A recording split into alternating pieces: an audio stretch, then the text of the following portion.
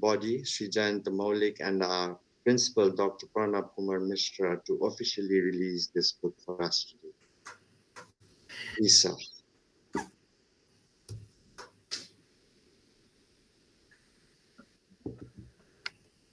So this is the book. Thank you. This is the outcome of our last ICSSR seminar. And even after this seminar, we will also try to release another book. Thank you so much.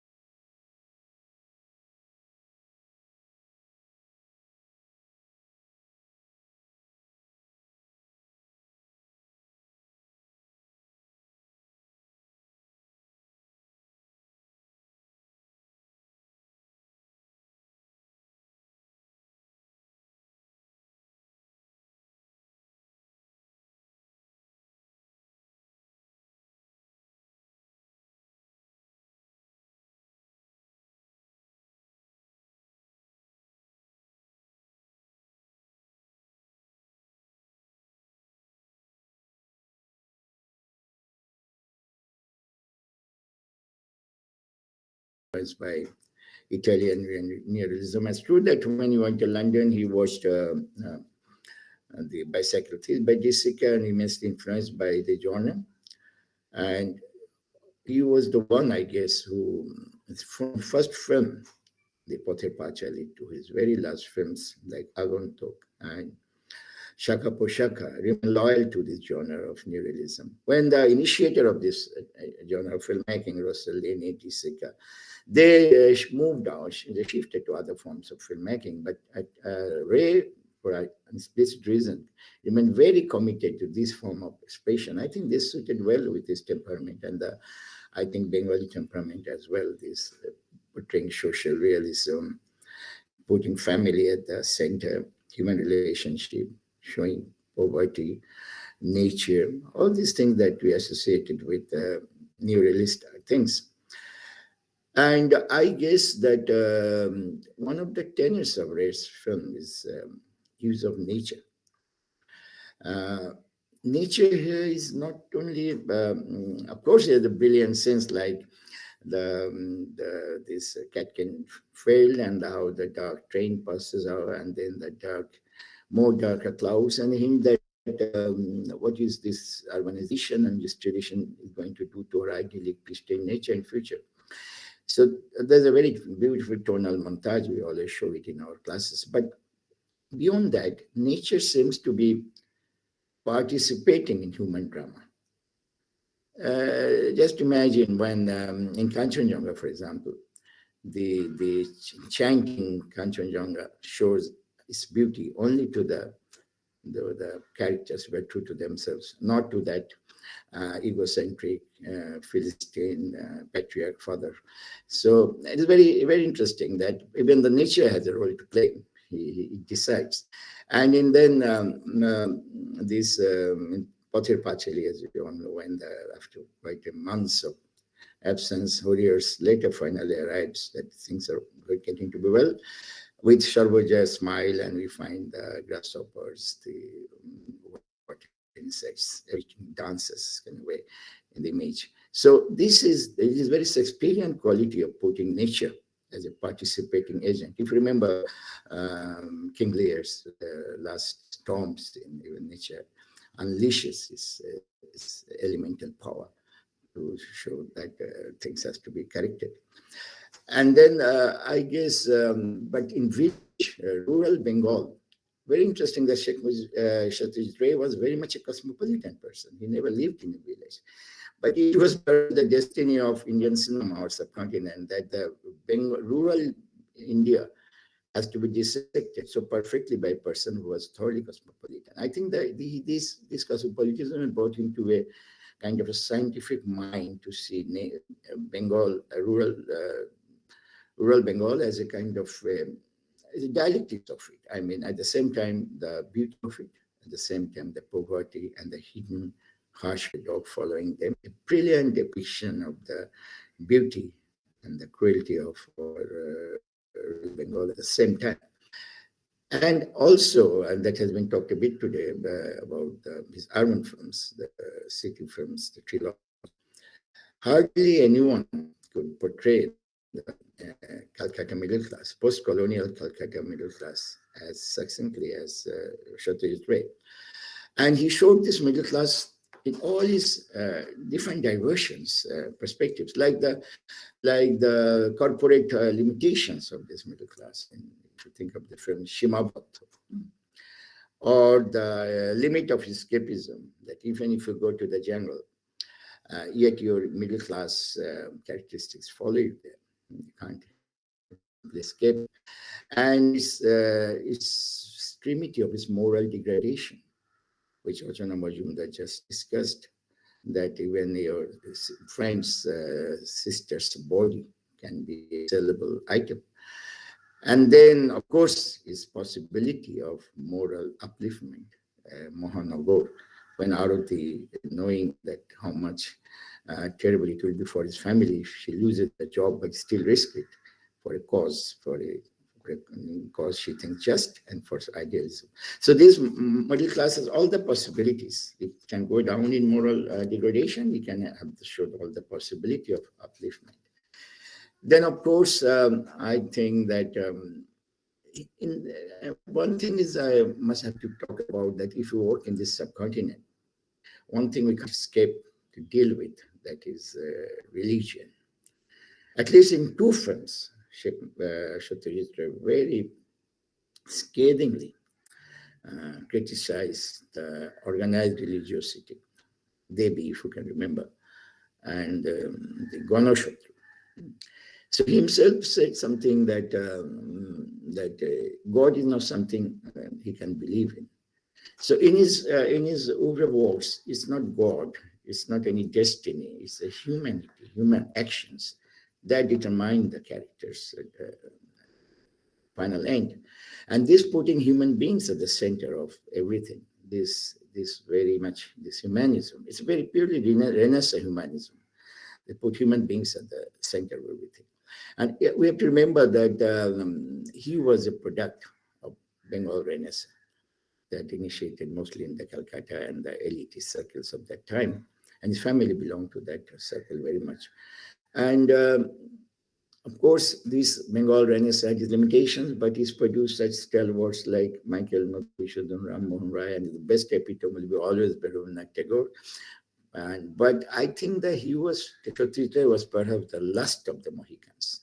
After that, we don't find any such stalwart to be at that tradition of Bengal Renaissance that humanism should be upheld at any cost.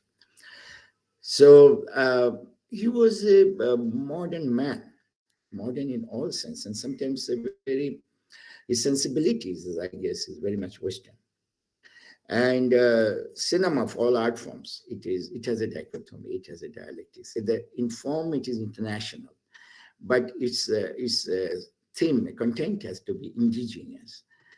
And those people, artists became most successful in the filmmaking, who were very, in content-wise, very indigenous, and who could master the language of cinema, which is international language, so masterfully. And whom we can think about more than Satyajit, or maybe you can say Kurosha or Bergman. See, he stands in that stature, the two mingle these two diverse elements, national, international, local and international, so brilliantly. So that's why we are so proud as a Bengali that he projected our Bengali culture to the outside world. And we shall always talk about him. And then some small things, like example, for example, patriotism. We are not always there when it comes to the Aparajit, Opu's school. Remember, Opu recited that poem that Kon Deshete Thorulata and this and that, and we find a smile on the face of the inspector. And it's also, we all become proud of our country. And then in the Gupigang Bhagavan says, the Guga Bhagavan, Amra Bangladesh Tekelam, Tomar Salam, Maharaj, and plays those enchanting songs. So it all makes us proud. It's hidden. It's not. It's overdue. But he's proud of his Bengaliness. He's proud of our country. He's proud of Bengali culture, and he puts it into us also as well. And another small thing, not small, I think very important, is his sense of humor. Just imagine, he has a sense, very, very, I guess, unusual, subtle sense of humor. His family had that tradition, of course. Shukumar Rai, you all know that the best humorist of all times.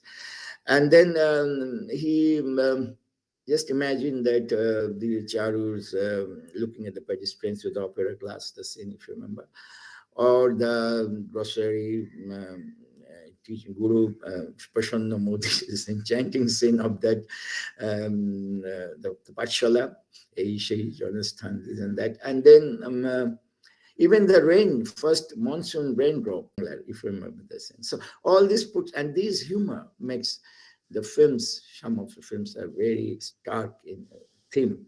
Even Potter Pachali is very tragic, very sad.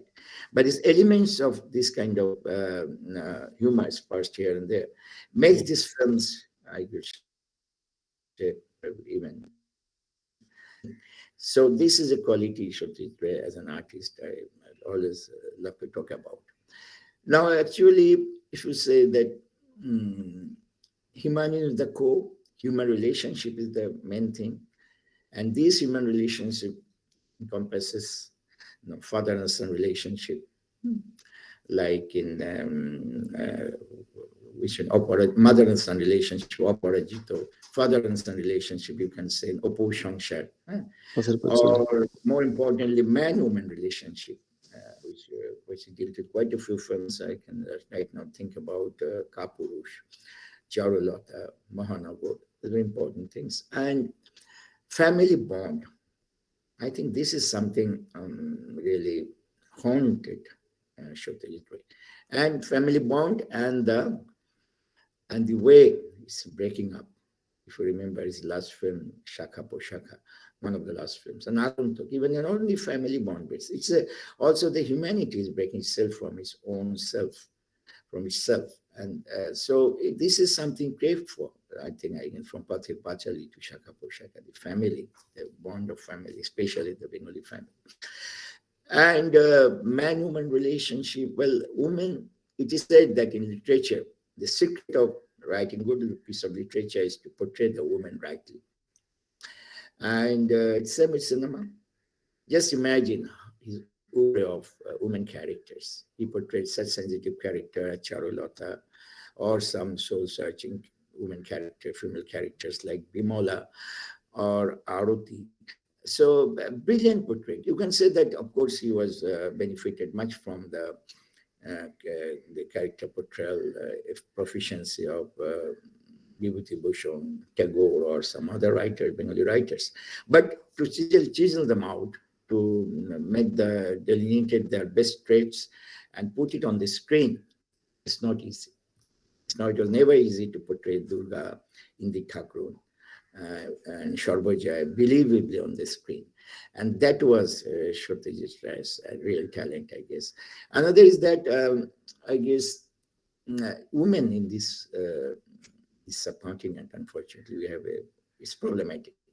Some of our literature portray women, even Bengali novelists and things, that women, such as a separate entity, women, they're just. But Satyajit Ray was one of the rare artists of Bengal who said, women are human beings first, then anything else. And this making, demystifying women, this is self, I guess, a very, very progressive element in Satyajit's creative works. And lastly, we have to, we can talk about Satyajit for hours, but we have to keep up the watch as well. So as an end, I can say that, then what is the philosophy of this man? What he really wanted to say? Actually, I think a real creative artist never meant to say anything. It's not his job. He's not a social thinker. He's not a politician. So to make change is not his job. The only thing he can do is to change the heart of human beings. If they change, something may change. And he believed in himself, I guess. He was never a very champion of class struggle, of things like that of his time, and that's why I criticized very much during his time. But he believed in that change of heart. You remember this Pather Pachali's Shejobo, the garrulous woman, who for just one or two mangoes, how much tantrum she threw towards just minor children like Durga. But then at the end, when they were leaving the village, she brought a basket full of fruits to them. I mean, somehow her heart changed. Even in Hirokraja Deshe, this very obnoxious king, then himself pulls down the rope to bring down the statue of the dictator. So these are all very symbolic. He believed in that human hearts can be changed, almost like a Chaplinist quality. Chaplin also believed that human hearts can change. When Hitler can end up being a little man giving a very humanist speech at the end of the great dictatorship thing. So I believe that this is this soft way of telling that change is needed, but change has to come through human beings and their actions, and have to change their hearts.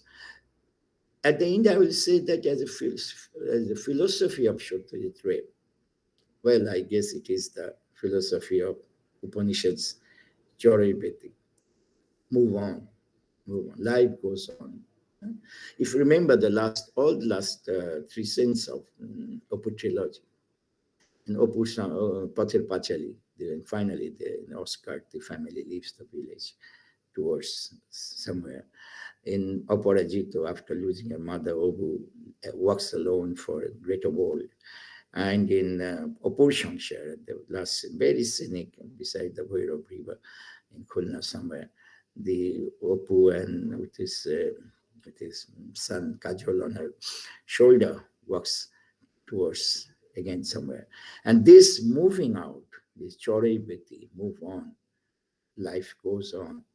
That's, I think, the philosophy of Satyajit. Thank you very much.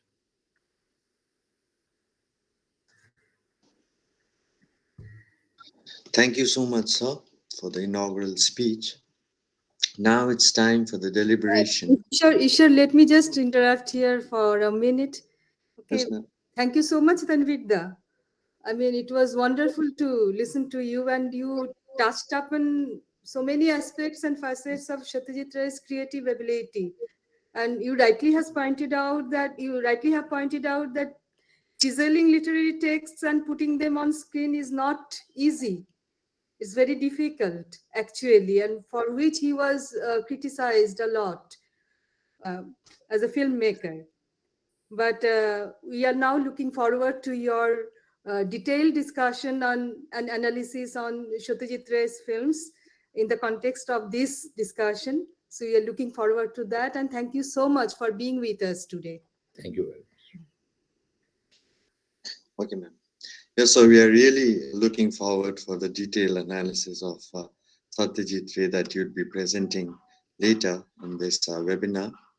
But for now, we have a deliberation by our resource person, Professor Kaushik Roy. Kaushik Roy is an assistant professor of English in Cluny's Women's College, Kalimpong, West Bengal. His area of research is visual ethnography, particularly the visual aesthetics of post-revolution Iranian cinema. The other areas of his interest are theater and performance studies and post-colonial studies.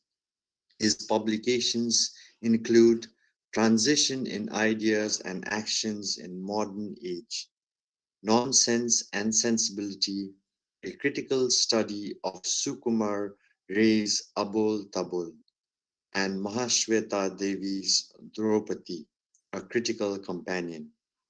His articles have been published in journals like Alphaville, International Journal of Film and Screen Media, and Malar. Apart from academic and research activities, he is also engaged in theatre and film production for the last 12 years. As a member of a theatre group, Siliguri Srijan Sena, he has participated in theatrical productions in India and Bangladesh. He is also a member of an independent filmmaking unit and an executive committee member of Siliguri Cine Society, an affiliated body of Federation of Film Societies in India.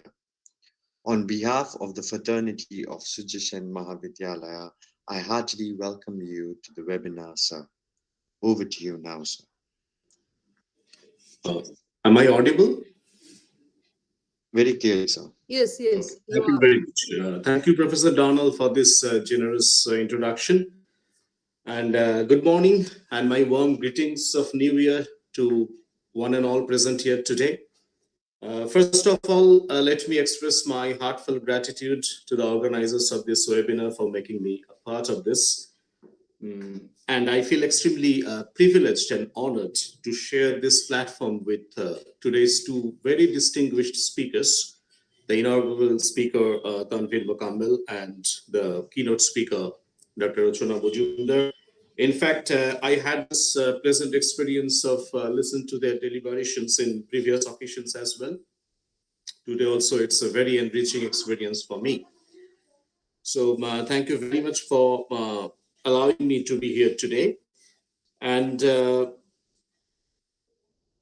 it's actually, to be very honest to you, a kind of mixed feeling for me when I got this call from Shutobadi, Professor Shutoba Shaha, who asked for my consent to be a part of this webinar.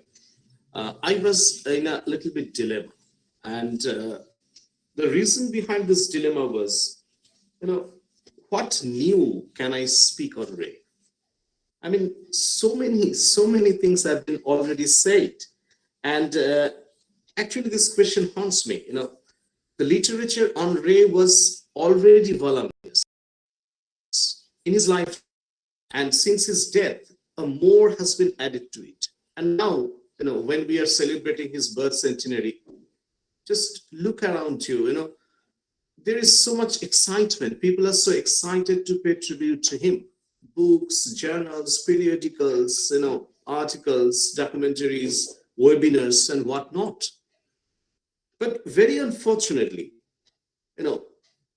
in spite of this euphoria, in spite of this excitement, there is a lack in the literature on Ray.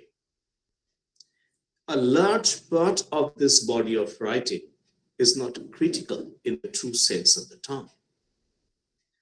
Now, it is either a severe attack on him, a negative criticism, or it's simply hagiography. Now, to be critical does not necessarily mean to be negative. Critical engagement involves a kind of debate, questioning. It's like it's a process of dismantling a cultural text, fragmenting it to different elements and then realigning them, leading to a process of reinterpretation of that text. And I believe that it is exactly what the organizers of this webinar want to suggest by the word revisiting in their title. So let's try to do justice to that talk. Let's revisit this wonderful journey of Ray, this Avijjan. But unfortunately, in this brief span of time, it's not possible for me to explore all the aspects of Ray's multidimensional talent. So I will focus on Ray as a filmmaker. And there also, I will have to be selective. And I have selected actually 3 different phases of Satyajit's life and 3 trilogies from each phase. And I think that all these trilogies will help us to understand the true essence, the true spirit of Satyajit as an artist. Now, let's start. Very interestingly, before that, let me just share one observation with you.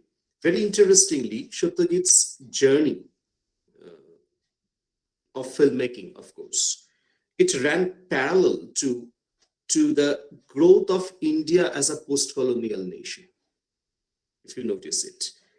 And his films actually map the history of this growth, history of this development. And if you look at his life, it is punctuated with so many historically significant events, historical milestones at different junctures. In his childhood, he was witness to the turbulent events of our nationalist movement, freedom movement.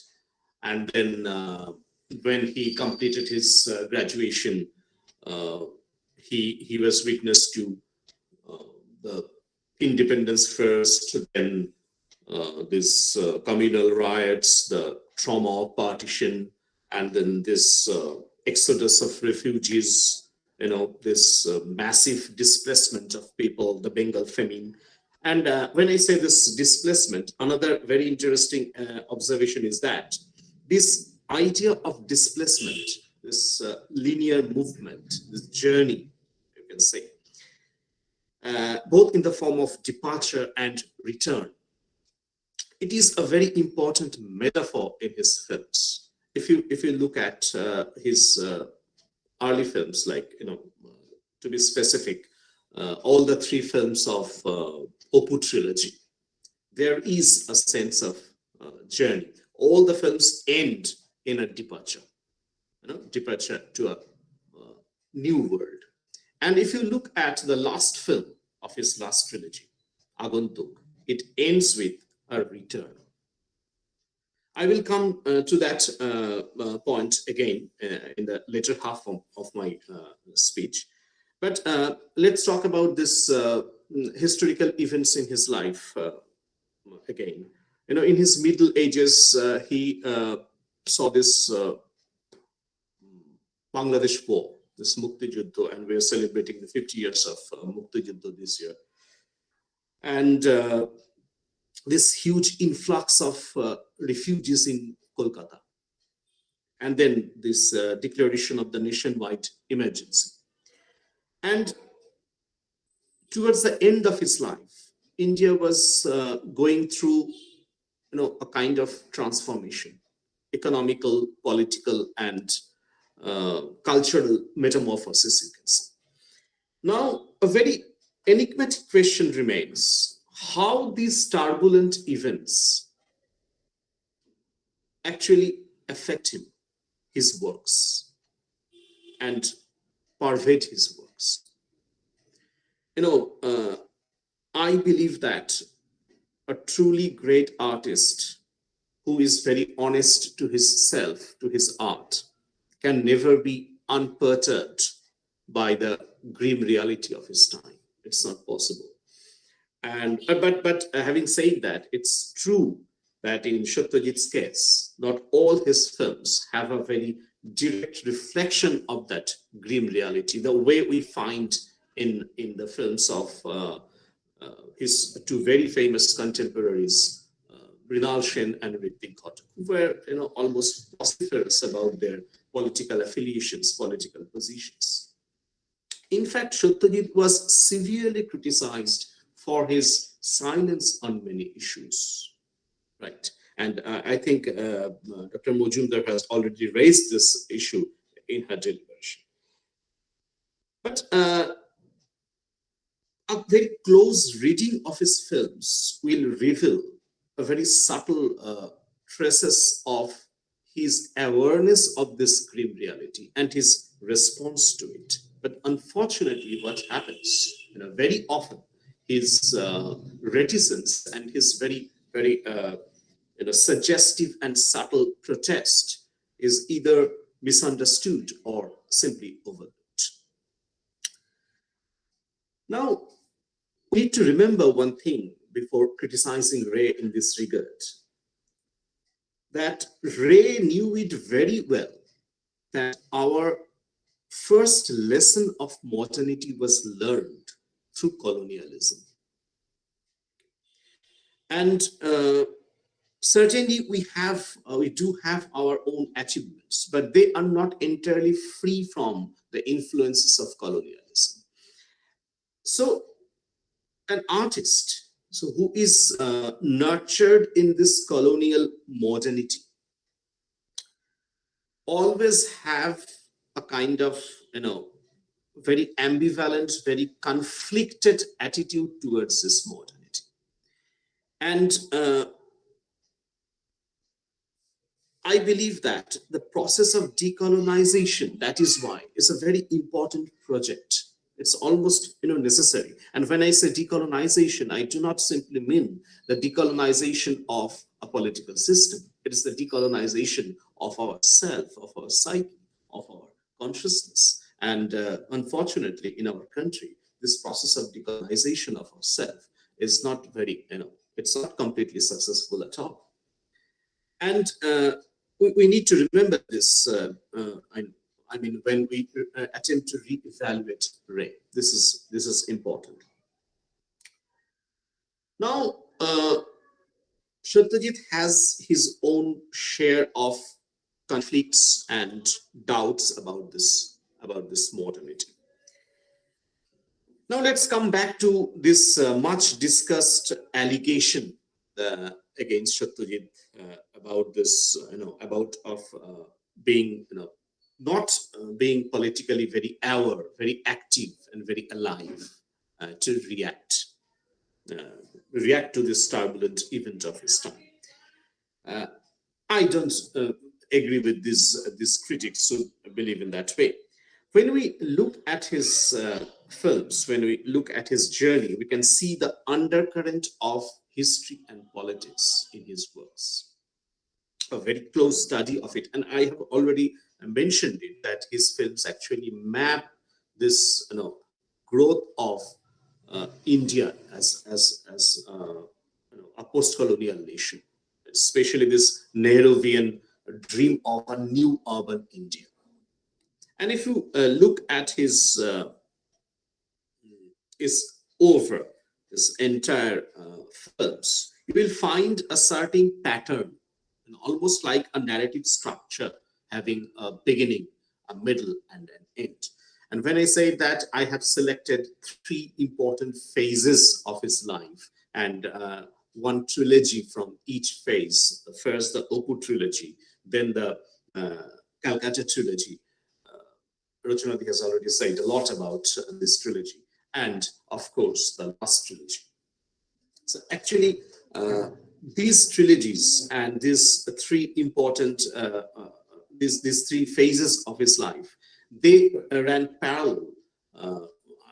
This is and the growth of India as a post-colonial nation, they ran parallel. So you will find Ray's changing perceptions to this Nehruvian dream of the new urban India, if you do a very close study of his films. So first, I will try to do that in a very brief manner, because just in the span of half an hour, it's not possible for me to do justice to this project. And in the end, I will come back to one problem that I have already mentioned: how to place Ray, in the right context, and how to judge him from a right perspective in our attempt to reevaluate him, in our attempt to revisit him. So the first trilogy, that is the Opu trilogy, the Pather Panchali, Aparajito, and Opu Sangsar, they are made in the 50s. And then the next trilogy, that is the Calcutta trilogy, Pratidandi, Shimabadha, and John Warren, they're made in the 70s. In fact, Pratidandi was, it's in 1970s, 70, 71, and 72. 70, 71, and 76, I believe. Oh, yeah, 75 rather. John Warren is in 75. 75 or 76, yes. 75 or 76, yes. And the last trilogy, it's in the 90s. In fact, Ganashottu was in 1989, actually, but then we have Shakha Proshaka in 90, and in 91, Agantuk, his last film, Swan Song. So, as I told you that all these trilogies and these decades are very significant, not only in Satyajit's life, but also in the history of India. And these three trilogies reflect his very intense and very introspective, engagement with the idea of India. And it is not only his perception of his surrounding reality that changes, but also his cinematic technique, his camera movement, the angle, the shot design, the lighting, the editing, acting style, all the cinematic apparatus, it is in tune with this changing perception. Like, shifting from the optimism and the curiosity and wonder and, and hope, of course, in the very first trilogy. And then through this despairing, confrontations and compromises with the socio-political institutions in the 70s. And then, of course, to this utter degeneration, sense of widespread degeneration in the 90s. So his camera also in sync with, I think Tanvid is a more eligible person to comment on that. But let me just share my view with you that his camera is also in sync with this, trajectory of his changing perception, because Satyajit has abandoned his lyrical movement of his camera of the first phase, and he becomes more direct. His camera becomes more direct and sharper in the middle phase, and then when we come to the last phase of his filmmaking career, it is reduced to almost a static position. So you will find a change in his cinematic style as well. They're synchronous. Now, all these films of the first trilogy, if you start with this first trilogy, they are filled with this, I have already mentioned it, hope and expectation. And also a kind of curiosity about this world and wonder. And if you recall some of the very iconic scenes, it would have been wonderful if I could share the clips with you, but it will take some time, and I'm not very tech-savvy person. So that iconic scene of Pather Panchali Opu opening his eye, it's a brilliant scene, as if the Indian cinema opens its eye. And then Opu going to the village Patshala with his sister, Durga. And then Opu Durga running through the Kash bone, the Kash grass thicket, to see the passing of the train. And then in Aparajito, Opu looking at that sundial that he has made. And Opu showing the position of Kolkata in that globe to Sarvojaya. And then in Opu Sangsar, Opu reciting poetry and discussing about his autobiographical novel with his bosom friend Pulu. And that, I mean, brilliant last scene, that Oppu striding forward with Kajol on his shoulders. I mean, the list is almost unending. So, apart from this factor of this issue of wonder and curiosity and hope and optimism, another very unifying factor in all these films of this trilogy, I have already mentioned about it, is this departure, the concept of departure, both physical and metaphorical departure. And all these three films end in departures. Harihar leaving Nishchindipur for Benares with his family. Then Oppu leaving his village after Sarvajaya's death.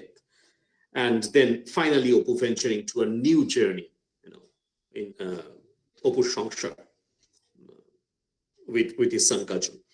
So there is a sense of journey, a linear movement, a displacement at the heart of all these films. And these movements, both in literal and metaphorical sense, they lead towards a new world with a wider horizon. And despite all the deaths, the tragedies, the struggles in Oppu's journey, in Oppu's life, there is an overwhelming atmosphere of hope and optimism that permeate this trilogy. And at the same time, I feel that there is a sense of loneliness. And if I don't know whether it has happened with you or not, when I was very young, I used to read Pather Pachali. I have read it number of times. I forgot how many times. Every time it brought tears to me because I felt for the loneliness of every time I read it. I haven't read it for the last 20 years or more, but I can still remember the last time that I read it. I felt for this loneliness of Oppu. And I think that, everyone is actually lonely in a modern world. And Satyajit was very aware of this. Lonely and at the same time, a part of a larger society, a part of a larger world, a world citizen, you can say. And Oppu is also a world citizen.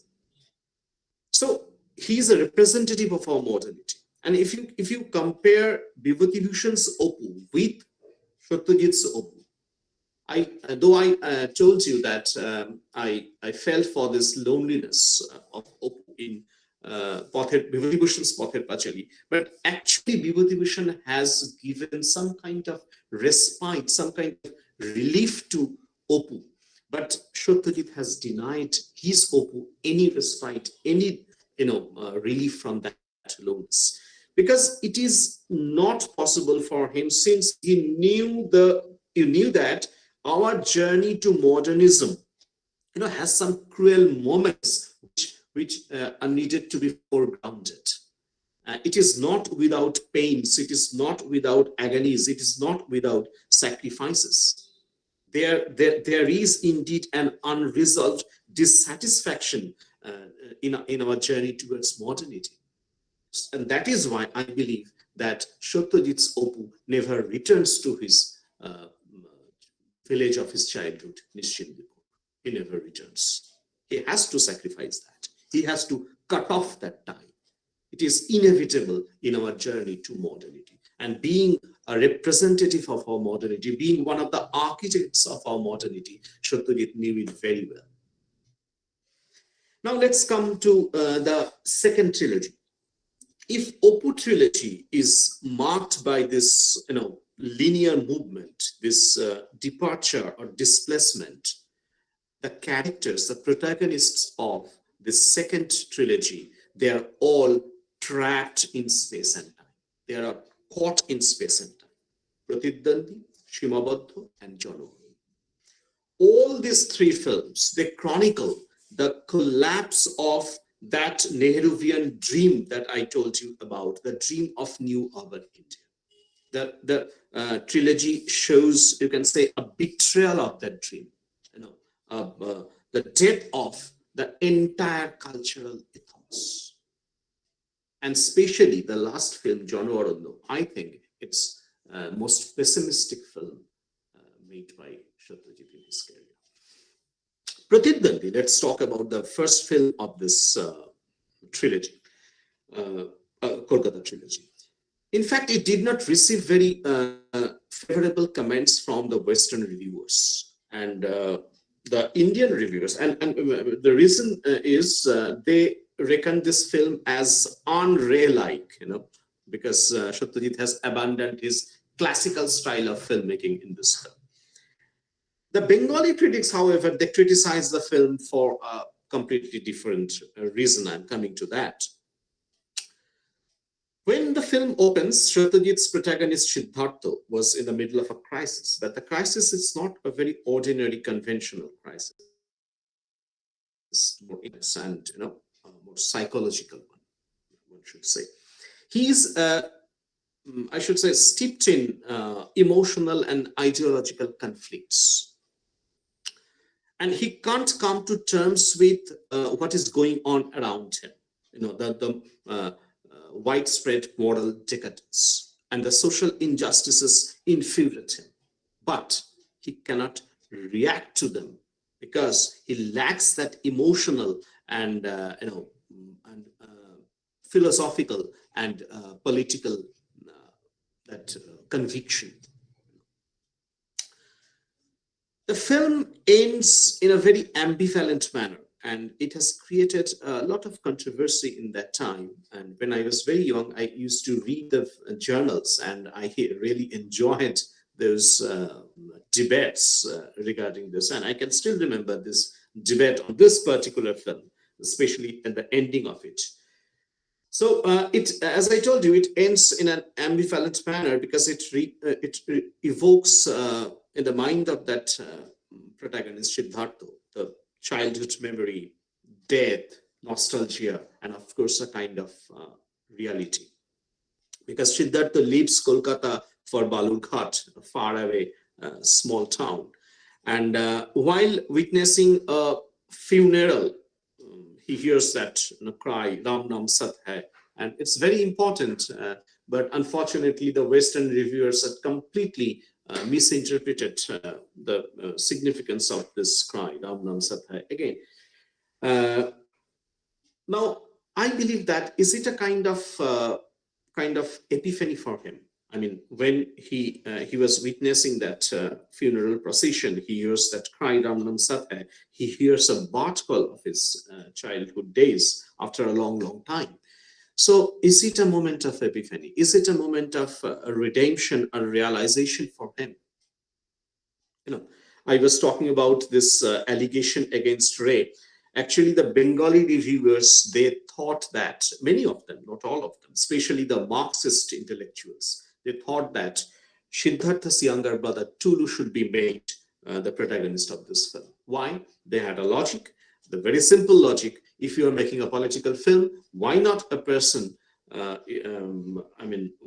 a more intense and very active political ideology, which Tulu had. He was an activist. He was an ultra-leftist. Now,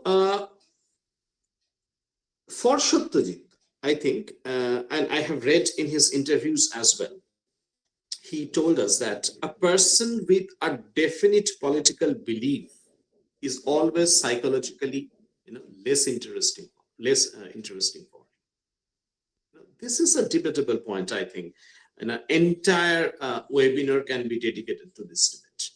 Let's forget it. But actually, it's true that for Satyajit, a politically motivated person acts under political compulsion. This logic is loud and clear to him. Whereas an ordinary person without such motivations acts more spontaneously, more instinctively, more intuitively. One, of course, may argue that Satyajit has completely misjudged the character of revolutionaries. That is a different debate.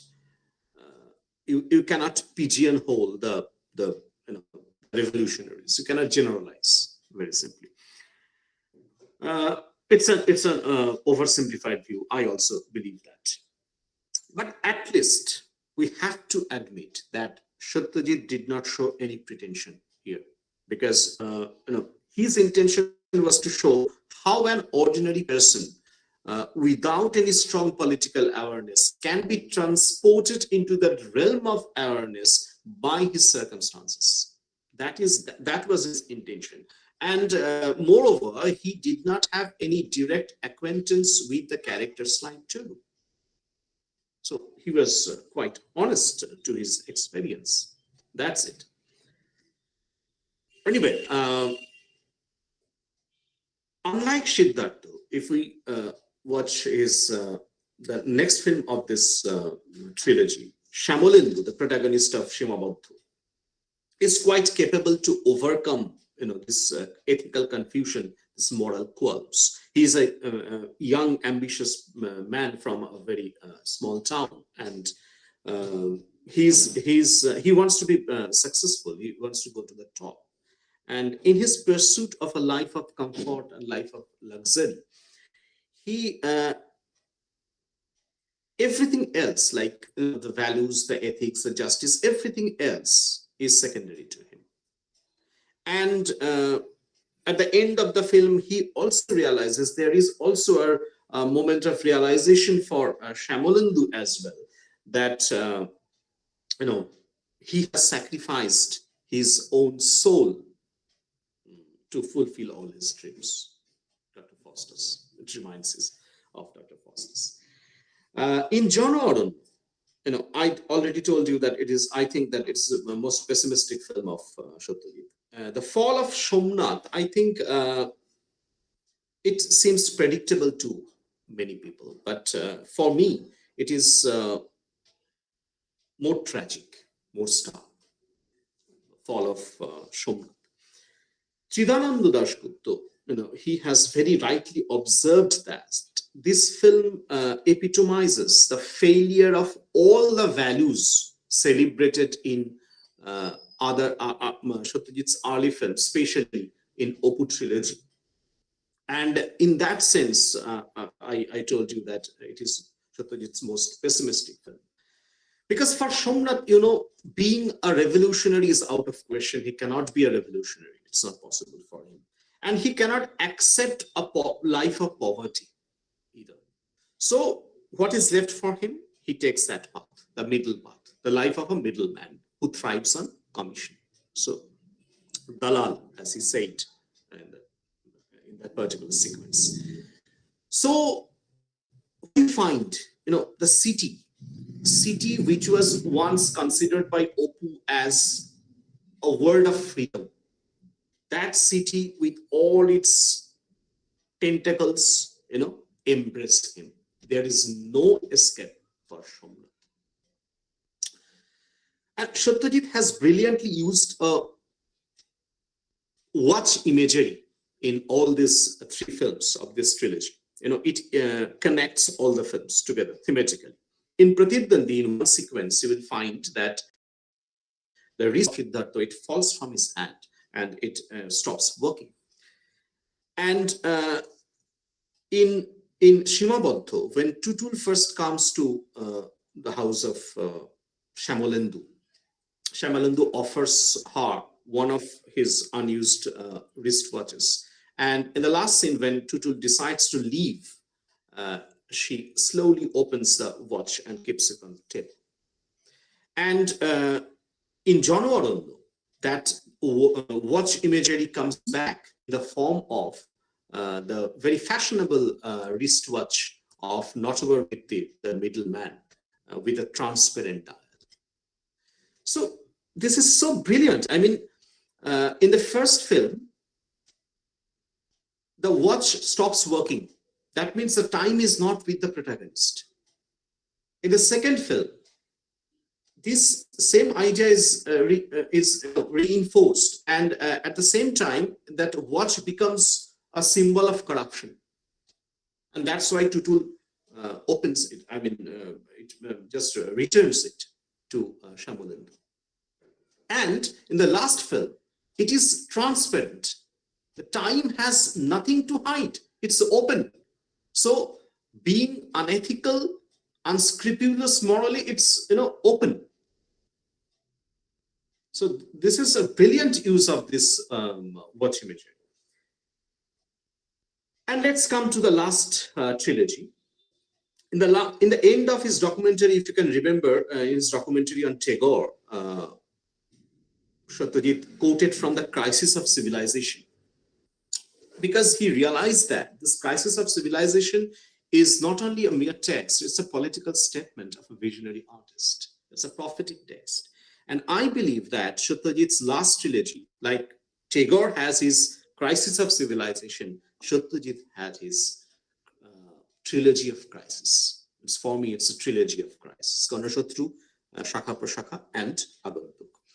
They reveal the creator's philosophical statement on time, on civilization, on life. And all the three films, you know that they are shot almost entirely indoors, as he was suffering from a heart condition at that time. And all of them deal with very crucial socio-political issues like environmental degradation, loss of scientific temper, rise of communalism, nexus between politics and money power, the erosion of larger social values, and moral vision, and self-centeredness of individuals and all. I will straight away come to Agantuk, skipping the first two films because time is also running out. It is almost Satyajit's, you can say, swan song. And there is very interesting observation. Satyajit has created so many memorable characters, but Manmohan Mitra is the first and last character who comes closest to the creator himself. Remember that particular letter that he has written to his niece, and that handwriting was Satyajit's handwriting.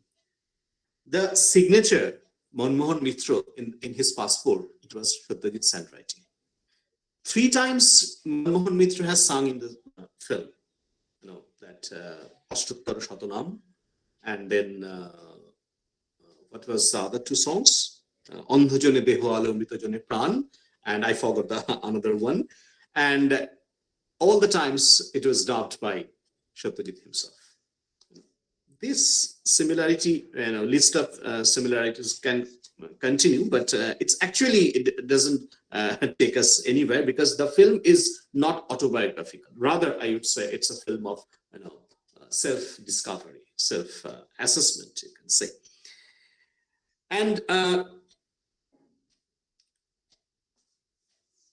I have already, what's the time? I think it's already over, or do I have left? Any time left? Professor Darnell? Oh, so you can wind off, sir, now. Okay, fine. So, okay, fine. I was thinking about discussing another very unifying factor in all these tragedies, but I think it's better I come to the last very important point, which is actually you can wind up by saying that. Yes. Yes. In the last part of this discussion, let's come back to where I started from. The problem in criticism on Ray, almost echoing his own comment on the contemporary Bengali cinema. That is, what's wrong with Bengali films, he wrote. So we can ask what's wrong with our film criticism in general, and what's wrong with our criticism on Ray in particular. See, cinema has immense possibilities, potential, and a large part of which is yet to be explored, utilized. When we talk about this art form and this media, especially when we talk about Satyajit Ray, one of the finest filmmakers of our country, we need to place him in the right context, and we need to judge him from the right perspective. That is very often missing, actually. The question remains, have we ever attempted to evaluate Satyajit Ray as a third world artist? Have we ever done that? Ray himself was very dismissive. Now, see, I believe that Satyajit, as a third world artist, he is caught in a very historical and cultural impasse. Why I'm telling you? He himself was very dismissive about the Indian film critics. I mean, I can directly quote his own words. The critics are not, he said, educated enough from the cinematic point of view. So they write rubbish, and I don't care. I don't read them. It was now. This is a debatable issue whether his observation was accurate or fair for the reviewers. That's a separate thing. But it is true that he expected much more from the Western critics than from the Indian critics, Bengali critics, and in case of audience, it's just the opposite. So, on the other hand, the Indian critics, what they did, especially the Bengali critics, they have some kind of understanding to the content of his films. But the Western critics, in most of the cases, the films that he have made, the material that he have used, they have no access to that content. So their criticism was focused on only the form, the language, the cinematic language, the technique. So that's why I was saying that he was caught in this historical and cultural impasse. And in the context of this conflict between form and content, we need to remember that content is not only the subject matter of an art form. It is much more than that. It involves a perspective of the artist to that subject matter. So when we try to judge Ray, we try to reevaluate Ray, we not only we should focus on the content, but also we should take into consideration his own perspective to it. And Ray, as a third world artist, this particular viewpoint, this particular perspective adds a socio-political element to your criticism, and that is necessary. I mean, that is very, very important. So this is it from my end. I think that last point, it needs more time to elaborate, to explain. That I could not do. Maybe some other time, maybe some other occasions, we will meet again, we will discuss again. So I wish success to this webinar. I think it's a very relevant topic. It's a very timely one that they have done, a commendable job. And again, I want to express my gratitude to the organizers for allowing me to be here to share my views with you. Thank you very much for your patient hearing. That's all. So over to you, Professor Donald. Thank you so much, Kaushik sir, for such a rich elaboration, criticism, and analysis of Satyajit Ray's works. It was really enlightening for all of us. If there are any questions, no. I want to interrupt here and take a moment to thank Kaushik, Professor Kaushik Ray. And Kaushik, our audience must have certainly received some clues as to how we should revisit Satyajit Ray in present time. And as you have rightly pointed out, that he was an artist who was nurtured in colonial identity. And what is important is decolonization of self, because I personally believe that, when the British were there, it was the days of the British Raj. And what I feel in the post-colonial time, the enemy, it is within the system. So decolonization of self is a must, I think. And that is why, in most of Satyajit Ray's films, this undercurrent of history and politics, it is latent and it is there, and we must understand this. And it will also be a kind of self-discovery for us. So Thank you so much, Kaushik, for your beautiful deliberation, wonderful deliberation, and we hope to meet again. Maybe Yes, we'll sure. be able to organize, Sure. a similar event in And future. this interaction will go on. Yes, this will go on, and maybe we'll be able to discover many, many more aspects and facets of Satyajit Ray. Thank you so But much. every time you will call me to be a part of such an occasion, that same question will haunt me: what new can I speak on Ray? Yes, yes, So that is this what is is the problem most with us. important. That is what is most important, because that is We why need to find Satyajit out Ray, these new avenues in Ray. yes, and that is why Satyajit Ray is still so much relevant, and Yes. he will remain relevant even in future. Thank you so much, Kaushik. And over to you, Ishar. Thank you so much, ma'am, and thank you so much, sir. Now we would continue with our program, and now we would request Mr. Tanvir Mokamil to deliver his speech on Satyajit Ray, which all of us have been waiting for long now. So Over to you, sir. our friends and members of Bangladesh Film Institute, they are there and they will share their screen, I think now. And I can see our president, governing body, Jayanto, is still there with us. Thank you so much, Jayanto, for being with us for so long and listening to all the discussions. Thank you so much. This is treat for me to listening to them. Yeah, it's a treat for everyone, I believe. Yes. Satyajit Ray সম্পর্কে কিছু বলতে গেলে প্রথমেই বলতে হয় ওর প্রতিভার বহুমুখীনতা। একটির পর একটি ধরুন 36টি প্রায় বিশ্বমানের ছবি, 3টি চলচ্চিত্র বিষয়ক গ্রন্থ, 17টি ফেলুদার কাহিনী, বেশ কয়েকটি প্রফেসর শঙ্কুর বৈজ্ঞানিক কল্পকাহিনী। এবং আমরা জানি বৈজ্ঞানিক কল্পকাহিনী লেখা খুব সহজ নয়।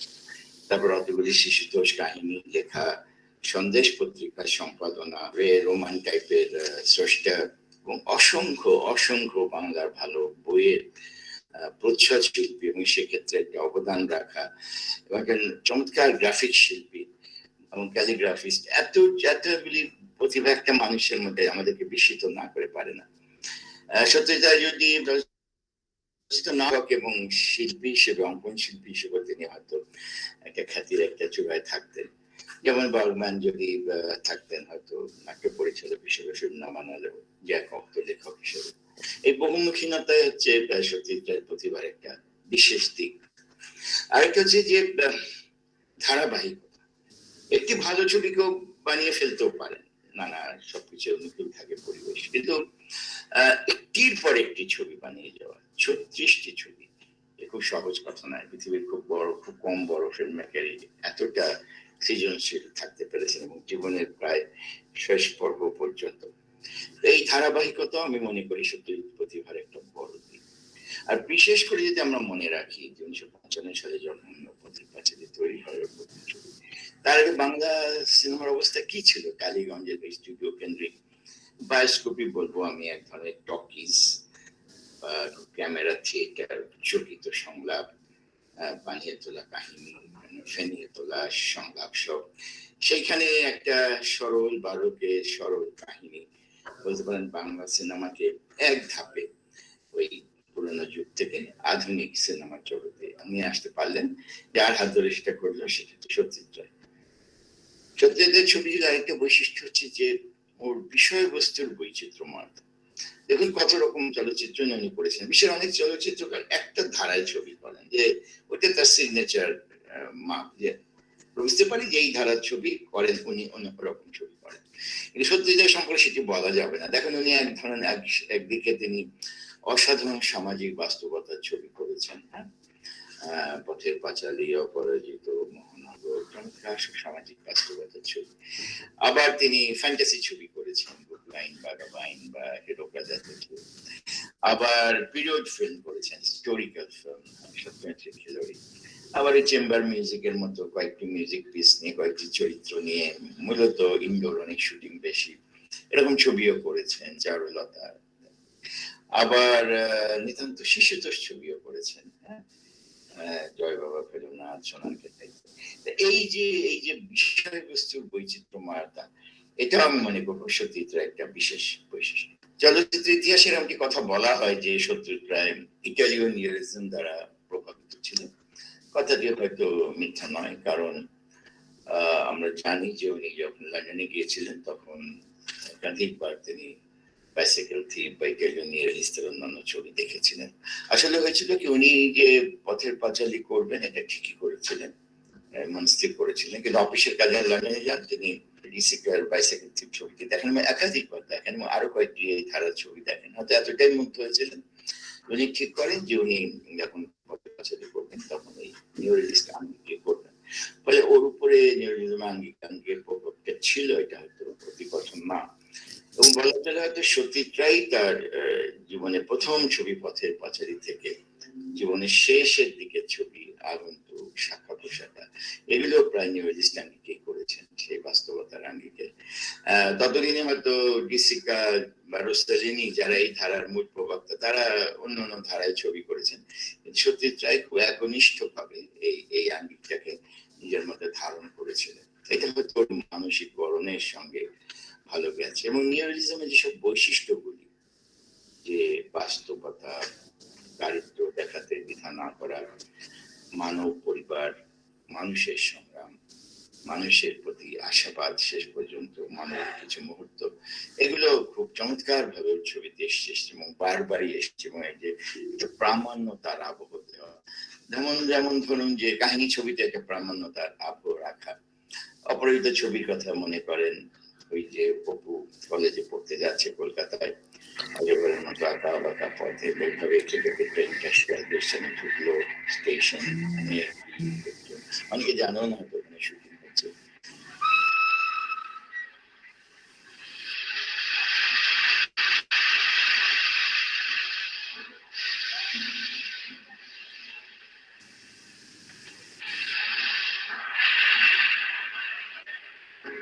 তারপরে অপু হ্যারিসন রোডে গেল, সেই হ্যারিসন রোডের পুরোনো কলকাতার উত্তর কলকাতা।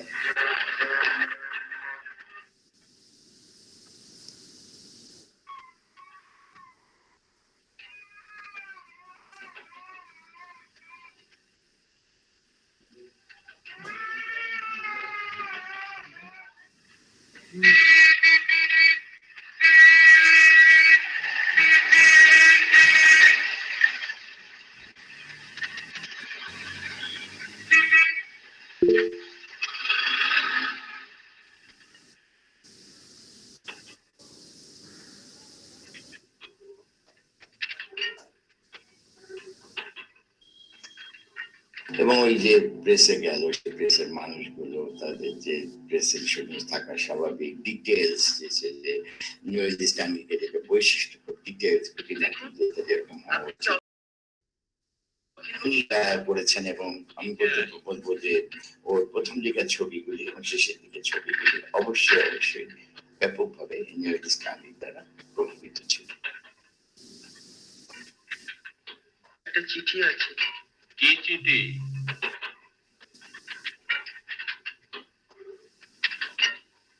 ওই আরবাল স্কুলের হেডমাস্টার মশাই দিয়েছে। না,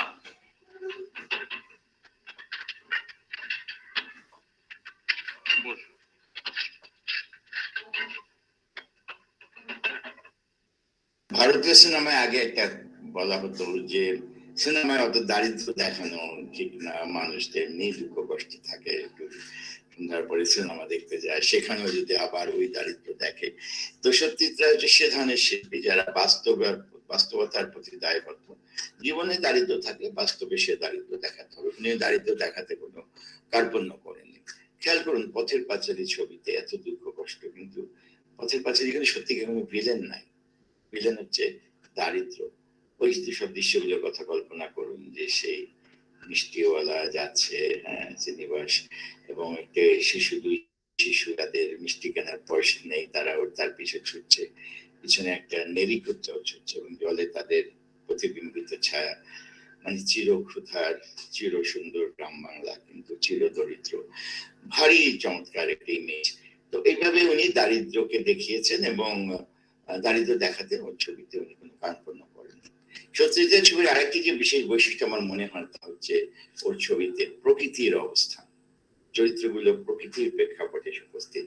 উনি যে তরুণ বয়সে শান্তিনিকেতনের নন্দলাল বসুর ছাত্র ছিলেন, বা রেনোয়ার দ্বারা প্রভাবিত হয়েছিলেন, বা তাদের পরিচয় ছিল রেনোয়ার যখন রিভার টুতে এসেছিলেন কলকাতায়, এইসব প্রভাব থাকতেই পারে। কিন্তু আমার মনে হয় ওর মনের গরমটাও ছিল প্রকৃতি প্রেমিক, প্রকৃতিকে যেন ভালোবাসতেন। বারবার প্রাকৃতিক অনুষঙ্গগুলো তুলে ধরার চেষ্টা করছেন বিভূতিভূষণের লেখা আমরা পেয়েছি। অবশ্যই উনি যখন বিভূতিভূষণের উপন্যাসগুলো নিয়ে কাজ করছেন তখন এটাতে কোনো সহায়তা করেছে, কিন্তু যখন তিনি বিভূতিভূষণ ছাড়াও নিজের অন্য স্ক্রিপ্ট নিয়ে কাজ করেছেন তখন আমরা দেখি যে প্রকৃতি একটা বড় অংশ নেয় তার ছবিতে, এবং সত্যিকারের শারীরিক ভাবে অংশ নেয়। যেমন ধরুন যে যখন ওই অনেকদিন পরে হরিহরের চিঠি এলো শেষমেশ যে আয় উপার্জনের একটা ব্যবস্থা হয়েছে, পরিবারটা চরম দারিদ্রে পড়েছিল, তখন আমরা দেখছি সরোজার মুখে একটু মৃদু হাসি খুশি, এবং আমরা দেখলাম যে জল পোকারাও যেন নাচছে, ঘাস হরিণেরাও যেন নাচছে, প্রকৃতিও যেন আনন্দ করছে এই দরিদ্র পরিবারটির আনন্দের সঙ্গে। যাহা হোক, সংবাদ শুভ, ইদানিং রোজগারের উপায় হইয়াছে, আমি অল্পকালের মধ্যেই দেশে ফিরিব। অনুমান এতদিনে ভাগ্য ফিরিল, ঈশ্বর যাহা করেন তা মঙ্গলের জন্য।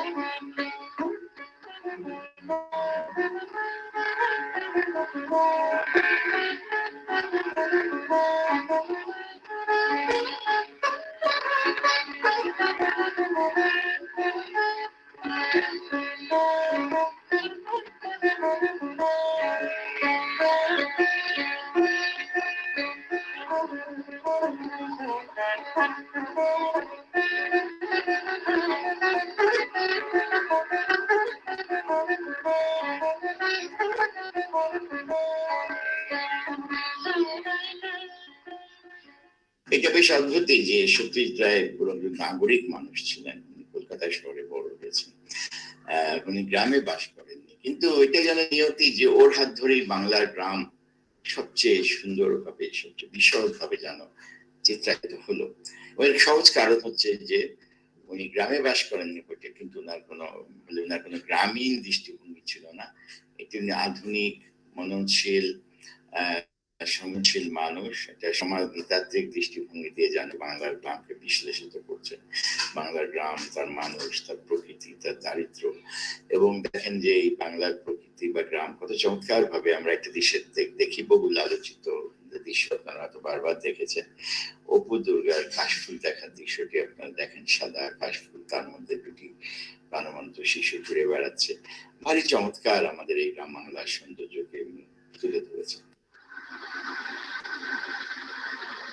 আবার যখন উনি শহরের নাগরিক মধ্যবিত্তদের এঁকেছেন তখনও দেখলাম অত্যন্ত দক্ষতার ভাবে বানানোটা পেরেছেন। এই উত্তর ঔপনিবেশিক যুগে এই যে ভারতবর্ষ, তার কলকাতা নগর, তার যে মধ্যবিত্ত, এই মধ্যবিত্তের নানা নুয়ান্সেস গুলি, আমাদের মধ্যবিত্ত জীবনে একটা যে স্বল্পচার মৃদুতা আছে, এটা ভারী চমৎকার সূক্ষ্মতার মধ্যে ধরতে পারতেন।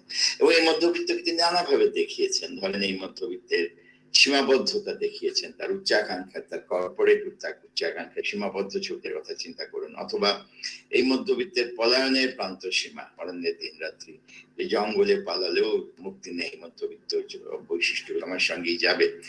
এবং এই মধ্যবিত্তের নৈতিক পতনের কদর্যতা, জনঅরণ্য, যেখানে বোনকেও পণ্য হিসেবে বিক্রির জন্য কাজ করছে। আবার এই মধ্যবিত্তের যে একটা নৈতিক অপার সম্ভাবনা আছে, উত্তরণের, মানবিক উত্তরণের সম্ভাবনা আছে। মহানগর ছবিতে দেখুন আরতি রানে যে চাকরিটা ছেড়ে দিলে তাদের কত বিপদ হবে পরিবারটি, তারপরেও সে একটা নৈতিক সিদ্ধান্ত নিয়ে চাকরিটি ছেড়ে দেয় এবং এই বিশাল মহানগরে মিশে যায়। তো এই মধ্যবিত্তের সব রকম দিক থেকে, অ্যাঙ্গেল থেকে তিনি মধ্যবিত্তকে দেখিয়েছেন। এবং আমার মনে হয় বাঙালি মধ্যবিত্তের এত ভালো চলচ্চিত্র খুব কম চলচ্চিত্রটা করতে পেরেছে, এটা সত্যি করেছে।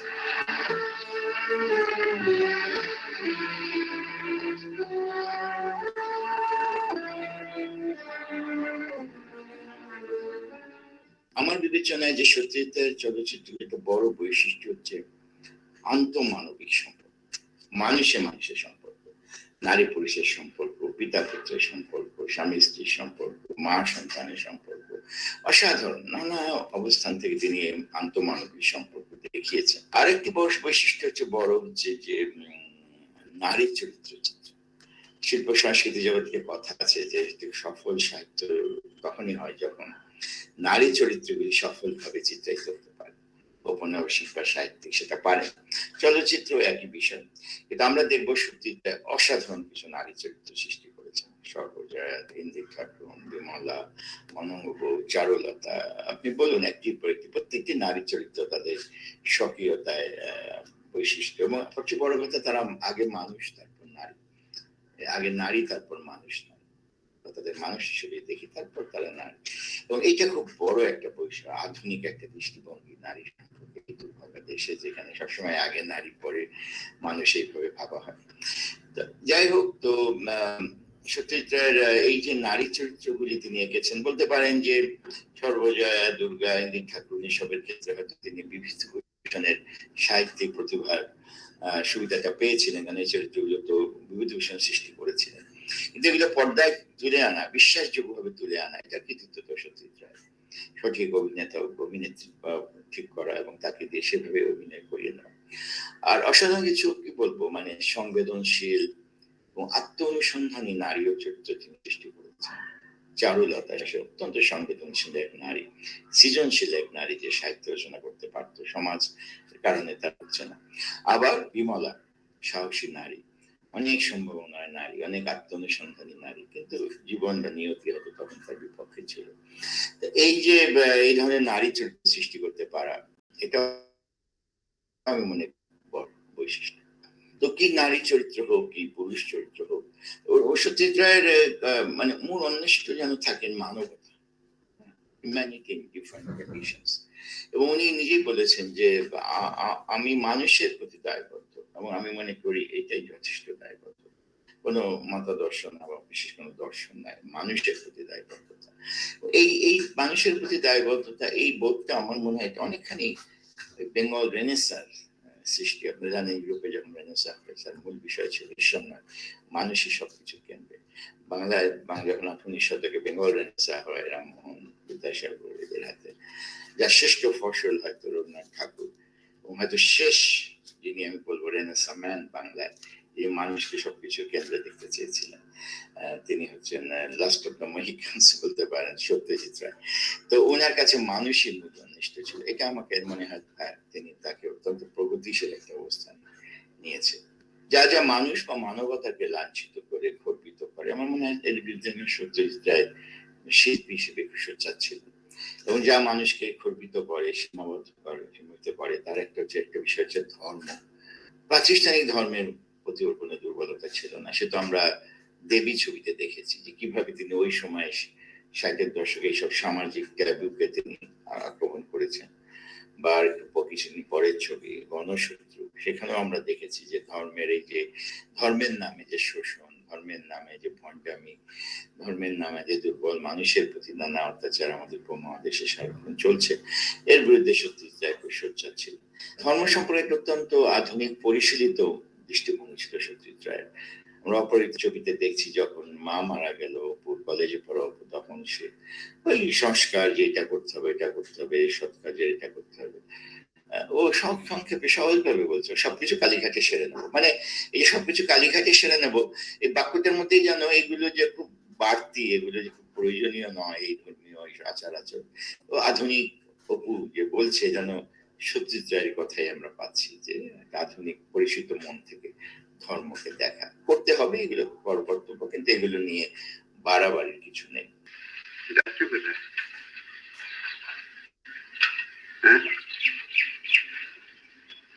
কলকাতায়।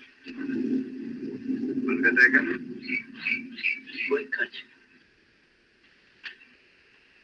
তোর মাস্টার কলকাতায় করবো, কালীঘাটে।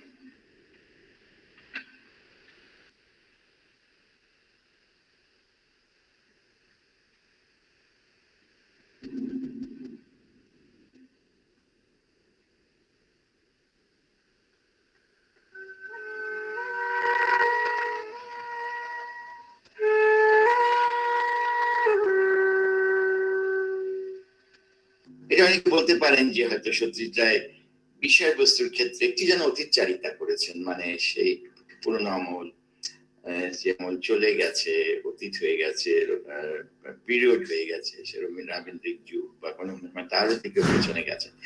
যখনই তিনি পেছনের দিকে বিষয় নিয়ে ছবি করেছেন কিন্তু একটা আধুনিক মনন, এমনকি যখন তিনি একটা পিরিয়ড ফিল্ম করেছেন সত্যজিৎ খিলুরি, তখন কিন্তু আমরা আধুনিক মননের মানুষের ব্যাখ্যা পাচ্ছি ওই সামন্ততন্ত্র সম্পর্কে, ব্রিটিশ যুগ আসছে সেই যুগ সম্পর্কে অত্যন্ত বুদ্ধিদীপ্ত অনেক মন্তব্য পাচ্ছি।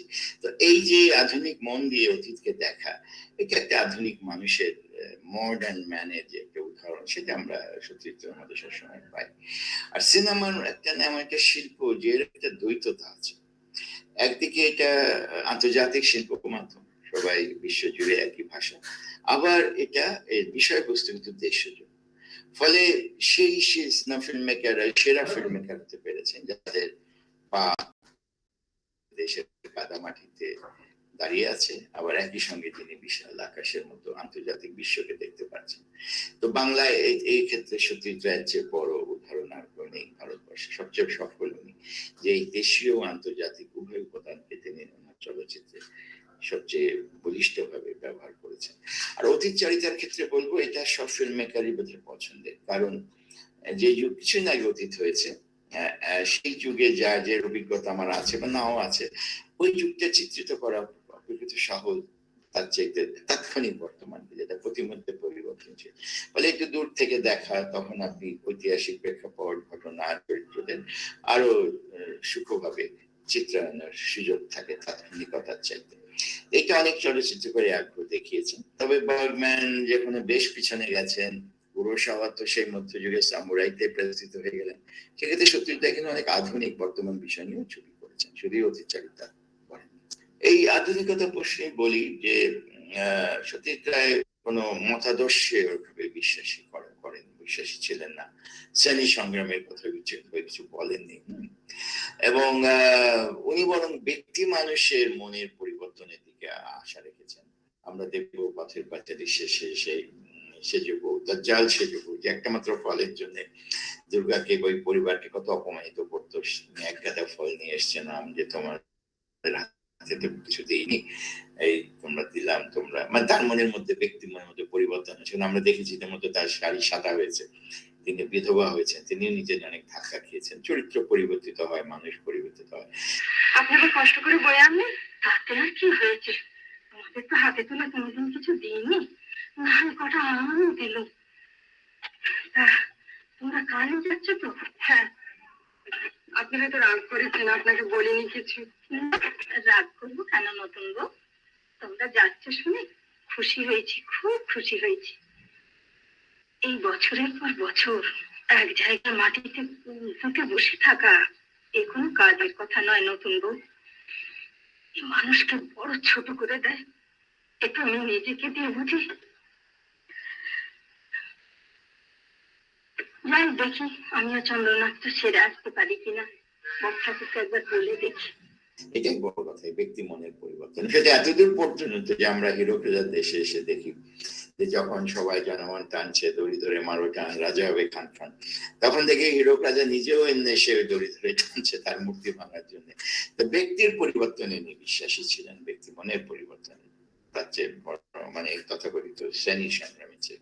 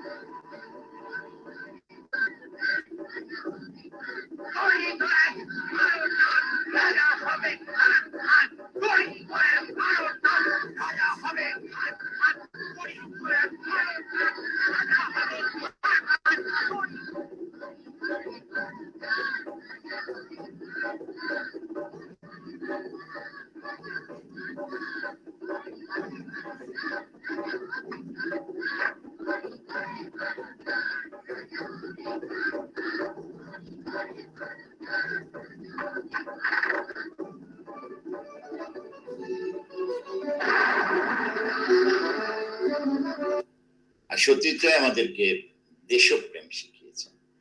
তার ছবিগুলোর কথা চিন্তা করুন, ওই যে আমাদের দেশটা যে এত সুন্দর, বাংলা কে আগে সত্যজিৎ রায় আগে ক্যামেরায় আমাদেরকে দেখিয়েছেন, তার মানুষ ছিল যে এত বৈচিত্র্যময়, তার চরিত্রগুলি। এবং এই যে দেশপ্রেমের কথা বলি, আপনাদের মনে আছে অপরাজিতেতে স্কুল ইন্সপেক্টর এসছে, অপু আবৃত্তি করছে, কোন দেশেতে তরুলতা সকল দেশের চেয়ে সেরা। এবং আস্তে আস্তে আমরা দেখি ইন্সপেক্টরের মুখে একটা মৃদু হাসি, আমাদের জন্য গর্বে ফুলে ওঠে যে এত সুন্দর দেশ আমাদের। বা গোপী গাইন বাঘা বাইন, আপনাদের মনে আছে যে সঙ্গীত প্রতিযোগিতায় তারা গেছে দুজন, বলছে যে মহারাজ তোমার সালাম, আমরা বাংলাদেশ থেকে এলাম। তখন এই আমাদের বাংলাদেশ, বাঙালি হিসেবে আমাদের বুকটা গর্বে ভরে ওঠে। তা আমি এটা নিতে বলবো যে সত্যজিৎ রায় আমাদেরকে, বাঙালিদেরকে দেশপ্রেম শিখিয়েছে।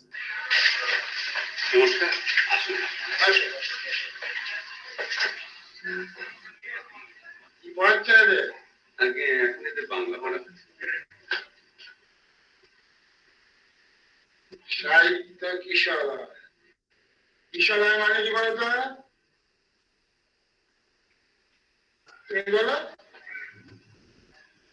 মনে কিশোরয়।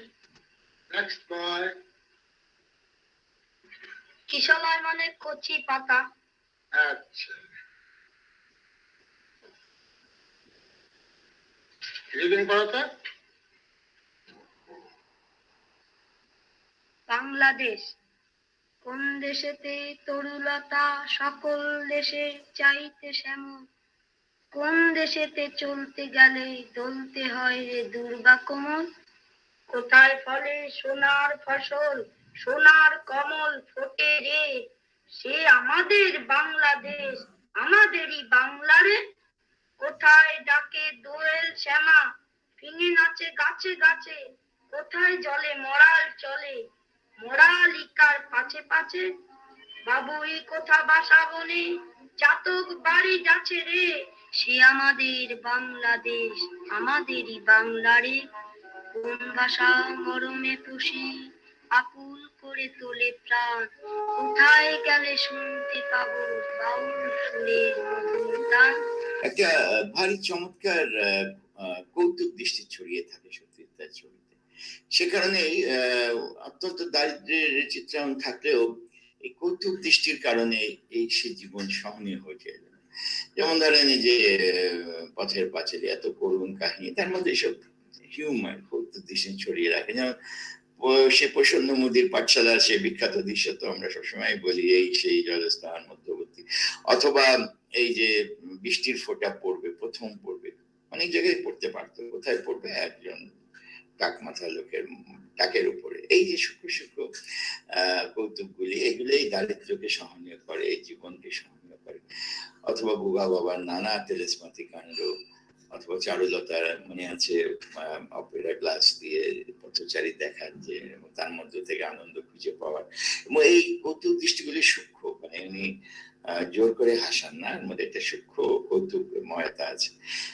যিনি উপভোগ করতে পারেন তিনি খুবই আনন্দ পাবেন। এটা সত্যি একটা বিশেষ বৈশিষ্ট্য মনে হয়, এই কৌতুক দৃষ্টি জীবন সম্পর্কে। এই সেই জলস্থান মধ্যবর্তী,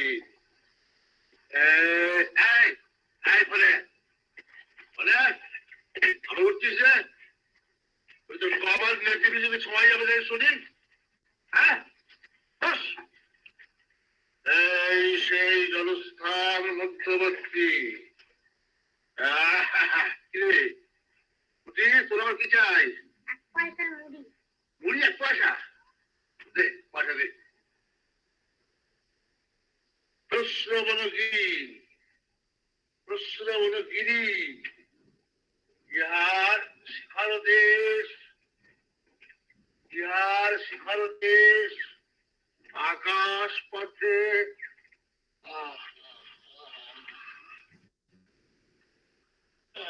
আকাশ পথে সতত সমীর সঞ্চরমান, সতত সমীর সঞ্চরমান, সতত সমীর সঞ্চরমান, জলধার পটল সংযোগে। সতত সমীর সঞ্চরমান, জলধার পটল সংযোগে। আসুন আসুন, বন্ধুরা মশাই, মানুষ মারবার কল করেছে। সংযোগী নিরন্তর নিবিড় বিনিময়। নমস্কার, সব খবর ভালো তো? আসুন আসুন আসুন। বেশ জাল পেটে বসেছ, হ্যাঁ? কটি মাটি পড়ল, হ্যাঁ? আজকে ছিল, ইদানিং একটু নতুন এসেছে। ও বাবা, একেবারে নবরত্ন। বুঝলেন মশাই, এই আমাদের আর হলো নাট্যশালা দেখা, শেষটা চলে লাঙল কাঁধে করেই বেড়াতে। বলুন বলুন, কি বলছিল বলতাম ভাইয়া? ভালো যাত্রাটা তো শুনেছ? যাত্রা যাত্রা তুই তো খুব তাড়ি দিয়ে দিতে লাগবে। আর না, বুঝলে ভাইয়া, ওই নবাবগঞ্জে বাবাজিরা আর বালক কীর্তনের চল আনছে। মনে করেছে যে নিশ্চিন্তে বুকে খুব টেক্কা মেরে যাও। আরে বাবা, প্রত্যেক মজুমদারকে চেনে না, এমন যাত্রার দল আনছি যে বাবার জন্য কেউ কখনো দেখেনি। তখন দিয়ে একবার চল চলে গেছি, টুকটা দিয়ে যাই। বুঝলে ভাইয়া, তোমার চাঁদাটা এবার ধরি, সময় অসময়ে টাকা পাওয়া যাবে তো। বিলক্ষণ বিলক্ষণ। দেখো ভাইয়া, ভর্তি মজুমদারকে যেন ভুলে যেও না। আর ওনার বিষয়বস্তুর ক্ষেত্রে পরিশেষে বলি যে সবাই আমাকে প্রশ্ন করতে পারে, উনি যে চলচ্চিত্রকার, সুন্দরভাবে ফ্রেম গুলো করেন, সুন্দরভাবে শট নেন, কিন্তু ওনার নিজের জীবন দর্শনটা কি বলতে চান, এটা ঠিক যেটা খুঁজে পাওয়া একটু কঠিন। কারণ উনি অনেকের কাজ, উপন্যাস নিয়ে কাজ করেছেন, তো বিভূতিভূষণ, রবীন্দ্রনাথ ইত্যাদি। ফলে ওনার নিজের, আমি বারবার তার ছবিগুলি দেখে, বিশেষ করে ছবিগুলি শেষ শটগুলি দেখে আমার যেন মনে হয়েছে যে ওর নিজের দর্শন হচ্ছে চড়াই ব্যতীত দর্শন। এগিয়ে চলো, move on, life goes on. এবং এই যে চলিষ্ণুতা, এটা সেই প্রাচীন ভারতের সেই দর্শন, চড়াই প্রতি, এগিয়ে চলো। হ্যাঁ, এবং দেখেন যে অপু ট্রিলজির কথাই ধরেন, অপু ট্রিলজির 3টে পর্বই খেয়াল করেন, 3টে দৃশ্য ছবির কিন্তু শেষ হয়েছে পথে বেরিয়ে পড়ে। এত দুঃখ কষ্ট, ভিতে থাকার এত আপ্রাণ চেষ্টা, তারপরও পরিবারটি শেষে গরু গাড়িতে করে পথে বেরিয়ে পড়লো। উপন্যাসের নামও Pather Panchali, song of the road. এগিয়ে চলো।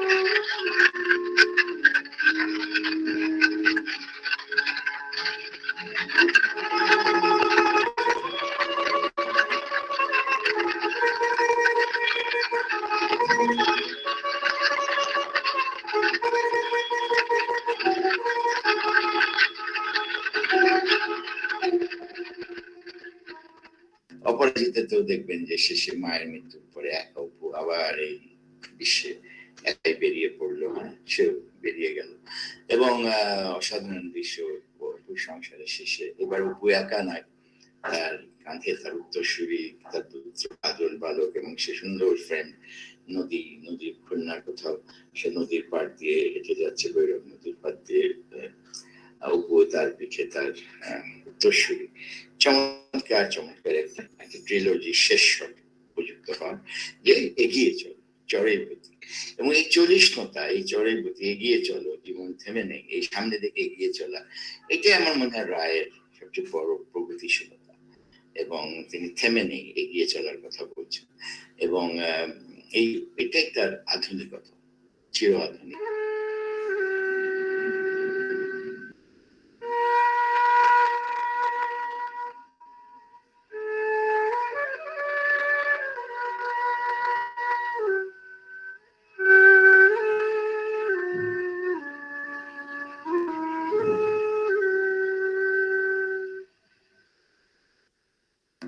যে এগিয়ে চলে এবং সেটা আমরা দেখছি যে সেই দজ্জাল সেজে বউ যিনি পথের পাঁচালী একটা ফলের জন্য কত কিছু তুলকালাম করতেন, তিনিও বলছেন যে এক জায়গায় পড়ে থাকা কোনো কাজের কথা না, নতুন বউ আমাকে দিয়ে দেখছি তো মানুষকে বলে ছোট করে দেয়, তার যে জীবন অভিজ্ঞতা হয়েছে এতদিনে বুঝেছেন এক জায়গায় থাকতে থাকতে তার মন ছোট হয়ে গেছে, তাই বলছেন যে খুশি হয়েছি তোমরা যে যাচ্ছ, এই এগিয়ে চলো, বেরিয়ে পড়ো, বিশ্ব ব্রহ্মাণ্ড দেখো, ছড়িয়ে পড়ো। এবং এটাই হচ্ছে যেন এই ট্রিলজির একটা বড় দর্শন এবং আমার মনে হয় সত্যজিতের দর্শন। কি চাও কাজল, কিছু বলবে? কোথায় যাচ্ছ? তুমি আসবে আমার সঙ্গে? তুমি কলকাতায় যাচ্ছ? যদি যাই তুমি আসবে? আমার বাবার কাছে নিয়ে যাবে? নিশ্চয়ই। বাবা আমায় বকবে না? কেন বলবে কাজল? আমায় ফেলে চলে যাবে না? কখনো না।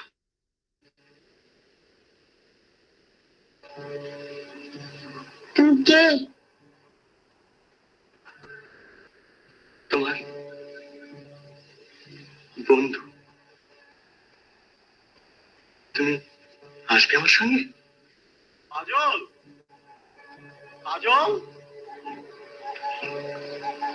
চলে এসো কাজল, চলে এসো, চলে এসো। কাজলা। দাদু বকবে। দাদু জানতে পারবে না, দাদুকে আমি বলবো না। এসো।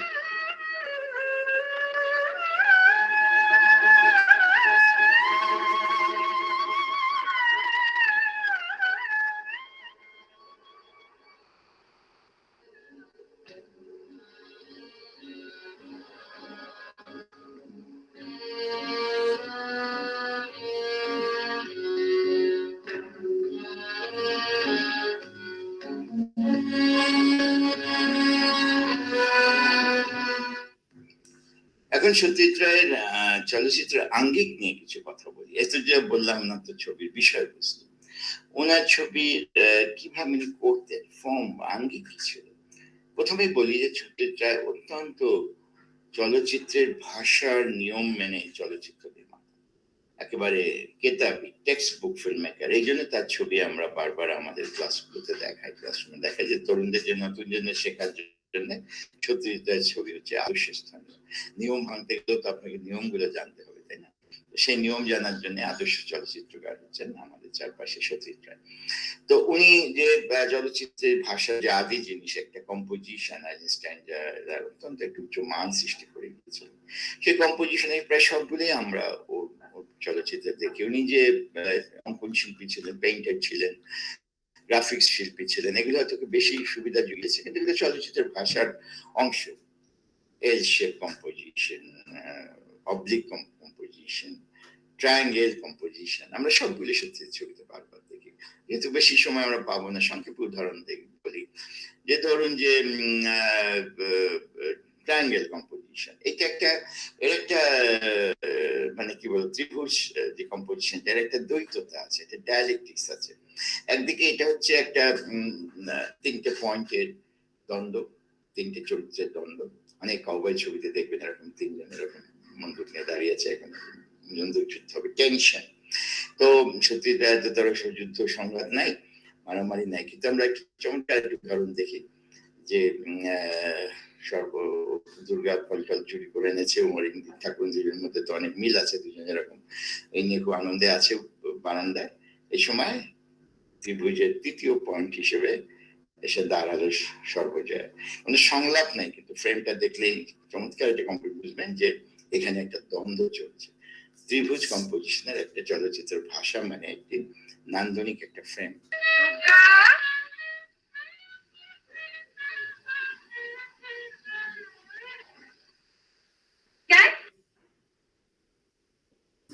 আবার একই সঙ্গে যে ত্রিভুজ ফ্রেমের যে আরেকটা রূপ আছে, যে হারমোনি, সুন্দর সুন্দর একটা ব্যালেন্স, সবকিছু ব্যালেন্সে আছে, সেটা আমরা ছবিতে ওই একই ছবিতে দেখতে পাবো পথের পাঁচালীতে। অপু বাড়ি ছেড়ে প্রথম পাঠশালা যাচ্ছে, বোন চুল আসছে দিচ্ছে, মা তাকে হাসছে, চমৎকার একটা ত্রিভুজ কম্পোজিশন, তিনটে চরিত্র। এবং এখানে কিন্তু কোনো কনফ্লিক্ট মনে হবে না, এটা হারমোনি রেখে। এবং এই ইমেজটি শুধু আমার সবারই এত ভালো লেগেছিল যে ওই বছর ইউনেস্কো ছিল বোধহয় বিশ্ব মানব পরিবার দিবস, তো এই ফ্রেমটাকে তারা পোস্টার করে সারা দুনিয়া ছড়িয়ে দিয়েছিলেন যে দুঃখ আছে, দারিদ্র আছে, তারপরে একটা হ্যাপি ফ্যামিলি, একটা সুখী পরিবার। এটা কিন্তু একটা ট্রায়াঙ্গেল, একটা ত্রিভুজ কম্পোজিশন। তো উনি একেবারে এই কম্পোজিশনের নিয়ম মেনে চলচ্চিত্র ভাষার যে বেসিক ব্যাপারটি সেটা মেনে উনি ছবি করেন, সেজন্য ছবিগুলো এত নান্দনিক লাগে দেখতে।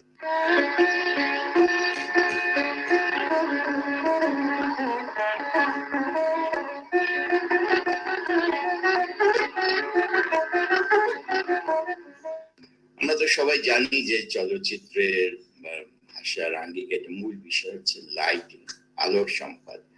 একজন বিখ্যাত সিনেমাটোগ্রাফার বলেছিলেন যে film is nothing but A painting with light, আলো দিয়ে ছবি আঁকা। তো চলচ্চিত্রের আলোর যে দুটো মূল রূপ, দুটোই আমরা সত্যি ছবিতে বড় করে দেখি, হাইকি লাইট এবং লোকি লাইট। হাইকি লাইট মানে উজ্জ্বল আলো, যে আলো মানে হচ্ছে সবকিছু খুব আনন্দময়, রোমান্টিক, খুশি, শৈশবের সারল্য, এইসব সময় উজ্জ্বল আলো ব্যবহার করা হয়। তো সত্যি সেটা করেছেন। উদাহরণ দেখি, চারুলতা ছবিটার দৃশ্যটা মনে করে। চারু আর তার দেবর অমলে বাগানে বেড়াতে গেছে, দুজন তরুণ তরুণী, তারা পরস্পরকে আস্তে আস্তে আকর্ষণ বোধ করছে এবং সুন্দর সময়, চমৎকার হাইকি লাইটে গোটা দৃশ্যটা।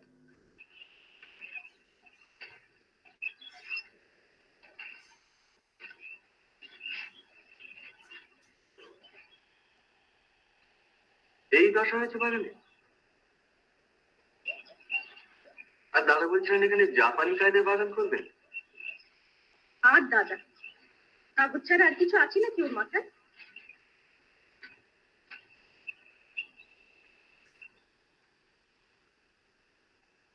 এখান দিয়ে একটা খাল যাবে, তাতে কিছু পদ্ম আর কিছু হাঁস, তারপর একটা সাঁকো আর দুপাশে কিছু ফুল।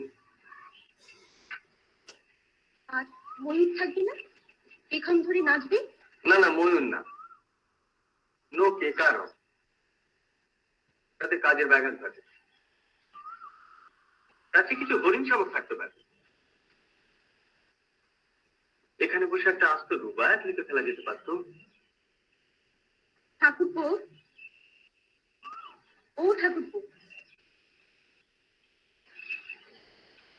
একটু দোল দিয়ে দাও না। একবার দিয়ে দাও, বাকিটা আমি দিয়ে দেবো। রবিনা, এটা কিন্তু বাড়াবাড়ি হয়ে যাচ্ছে। কেন বাবু, কি হয়েছে দোল দিতে?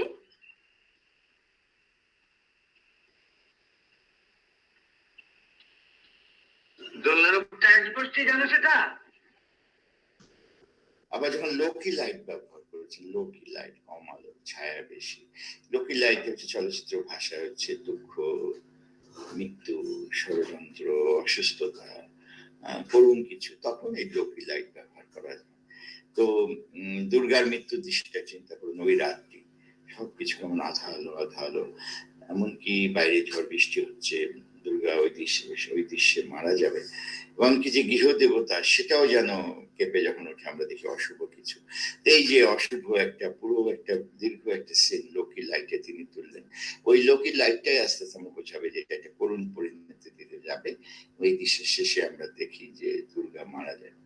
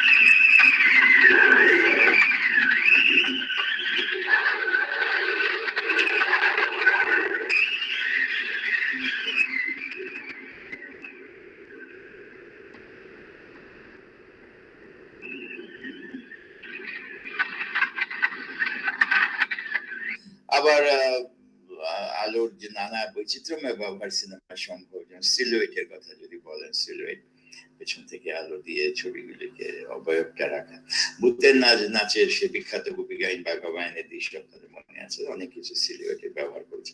তো আলোর নানাভাবে ব্যবহার করতে সত্যজিৎ অত্যন্ত পারদর্শিতার পরিচয় দিয়েছে।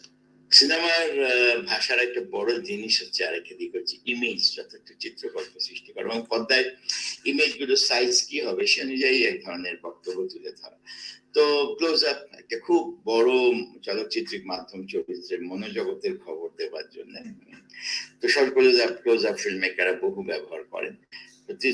ছবিতে তো অসাধারণ ক্লোজ আপ আছে। আমি একটা উদাহরণ শুধু বলি, পথের পাঁচালী বলি যে ইন্দির ঠাকুর অসুস্থ, সে তখন এই বাড়িতে শেষবার আশ্রয় নিতে এসছে, যে ভিটায় থাকা যায়, এইবার সর্বজয়াকু করা, সে আর বৃদ্ধাকে আশ্রয় দিবেন, এমনি দুটি শিশুকে খাওয়াতেই সে ব্যস্ত, মানে পেরে উঠছে না। তো মুখে স্মিত হাসি দিয়ে সর্বজয়ার মন জয় করার জন্য যখন বুঝলো যে এই বাড়িতে তার আর এই ভিটায় তার আশ্রয় নেই, এবং তার মুখেই যেন একটা কালো একটা ছায়া, মৃত্যু যেন নেমে এলো, এবং এই ছবির এই দৃশ্যের পরে আমরা দেখবো সে পায়ে ছাড়ে মারা যাবে। দর্শক একটা ক্লোজ আপ, বিশেষ করে আমরা মনে রাখি এই বিদ্যা যিনি আগে কখনো অভিনয় করেননি, আগে কখনো ক্যামেরা দেখেননি, এটা একটি ভালো ক্লোজ আপের উদাহরণ। ঠাকুরজি, ঠাকুরজি ঘুমাচ্ছে নাকি?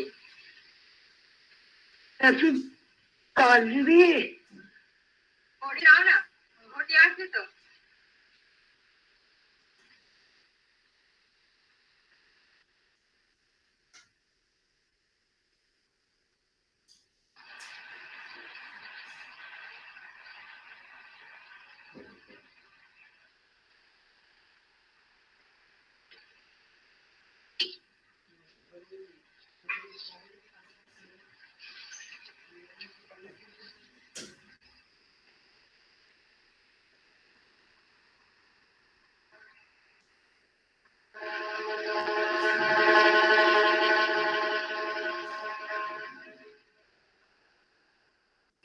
আবার চলচ্চিত্রের ভাষার আরেকটি খুব বড় উপাদান আছে চরিত্রদের ফুটিয়ে তোলার ক্ষেত্রে, টু শট, বিশেষ করে দুটো চরিত্রের আন্তঃসম্পর্ক সৃষ্টি করার ক্ষেত্রে সত্যজিৎ অসাধারণ টু শট ব্যবহার করেছেন।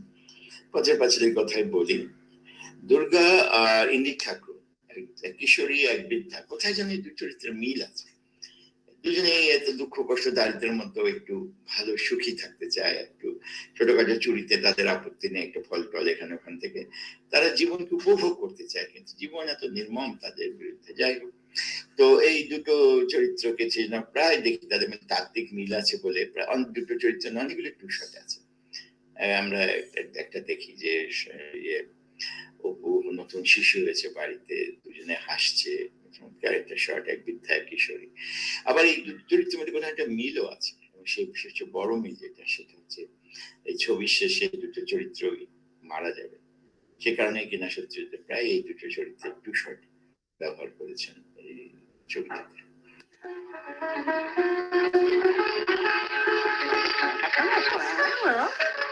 দেখি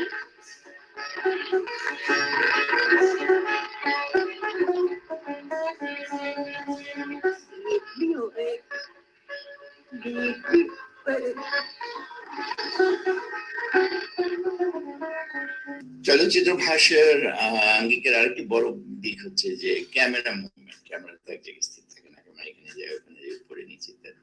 ক্যামেরা মুভমেন্টের মধ্যে অনেক নান্দনিক ভাবে চরিত্রের অবস্থা ঘটনাকে করে পরিচালক তার মন্তব্য করতে রাখেন, পর্যবেক্ষণ রাখেন।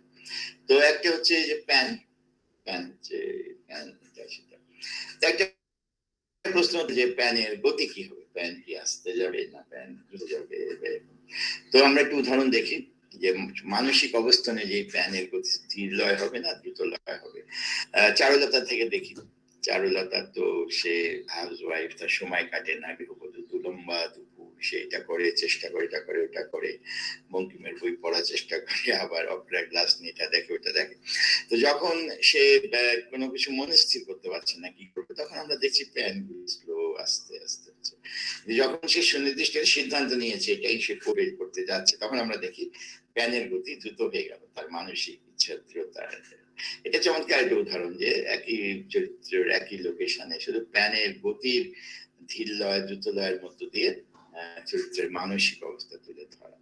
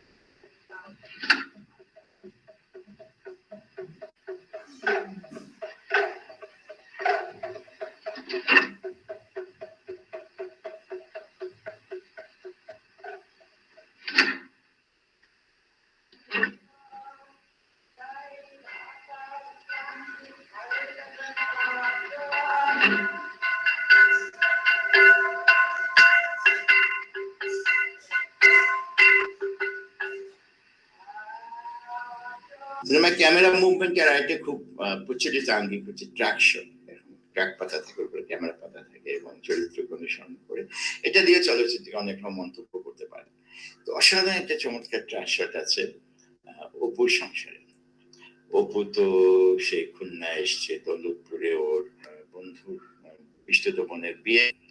তো আমরা দেখছি যে একটা চমৎকার ট্র্যাক শট, সে ব্যান্ড বাজিয়ে বর আসছে নদীর পাড়ে এবং সুন্দর কম্পোজিশন, এবং আমরা ট্র্যাক করছি এই যাত্রীকে করতে করতে করতে যখন শেষ হলো ট্র্যাকটা, তখন আমরা দেখলাম কি যে অপু শুয়ে আছে একটা গাছের নিচে, এবং একটা পরোক্ষ ইঙ্গিত যে এই বিয়ের আসল বরকে আমরা একটু পরে জানবো যে এই গ্রাম বাজিয়ে যে বরযাত্রী আসছে এই বর পাগলের সঙ্গে ওই মেয়ের বিয়ে হবে না, বিয়ে শেষে অপুর সঙ্গে হবে, লগ্ন পুষ্টার ব্যাপার আছে হিন্দু ব্রাহ্মণদের। তো এইটা খুব চমৎকার একটা ট্র্যাক শট, কারণ ট্র্যাক শট সবসময় বৈশিষ্ট্য হচ্ছে যে শেষে কি আছে, এই যে আপনি যাচ্ছেন যাচ্ছেন যাচ্ছেন, লাস্টের শেষে কি আছে। তো শেষে এমন একটা কিছু থাকতে হবে যেটা কাহিনীটার সঙ্গে সম্পর্কিত, কাহিনীটাকে এগিয়ে দেয় বা চরিত্রের উপরে কোনো মন্তব্য করে। সেই বিবেচনায় বলবো এই অপুর সংসারের ট্র্যাক শটটি ভারী চমৎকার একটি ট্র্যাক শট।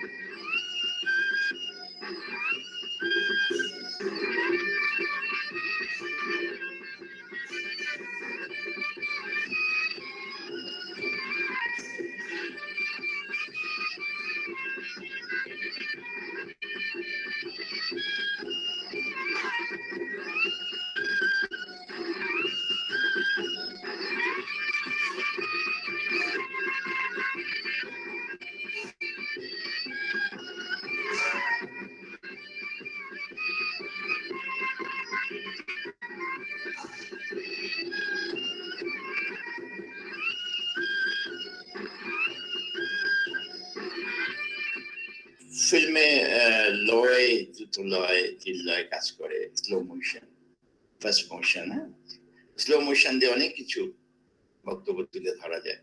যেমন ধর একটা দৃশ্যের কথা বলি, ঘরে বাইরে এই বিমলা, এরা তো অসহ্য স্পর্শা, মানে এরা তো বাইরে যাবে না। হ্যাঁ, অন্দরমহল, ভিতর মহল, বাইরের মহল, জমিদার গৃহিণী। প্রথম বিমলা বাড়ির বাইরে যাচ্ছে, তার স্বামী তাকে নিয়ে আসছে অন্দরমহলের বাইরে তার বন্ধুর সঙ্গে দেখা করাতে। এই যে বিমলা আসছে বারান্দা দিয়ে, বুঝতেই পারা যে বিমলার মনে অনেক রোমাঞ্চ, অনেক কৌতূহল, অনেক আগ্রহ। ওই সময়টা সত্যজিৎ রায় ওই ধীর লয় করে দিলেন, স্লো মোশন, এবং বিমলার মনের যে অস্থিরতা, যে কৌতূহল, চমৎকার ভাবে কাজ হয়েছে এই স্লো মোশন দৃশ্যটি।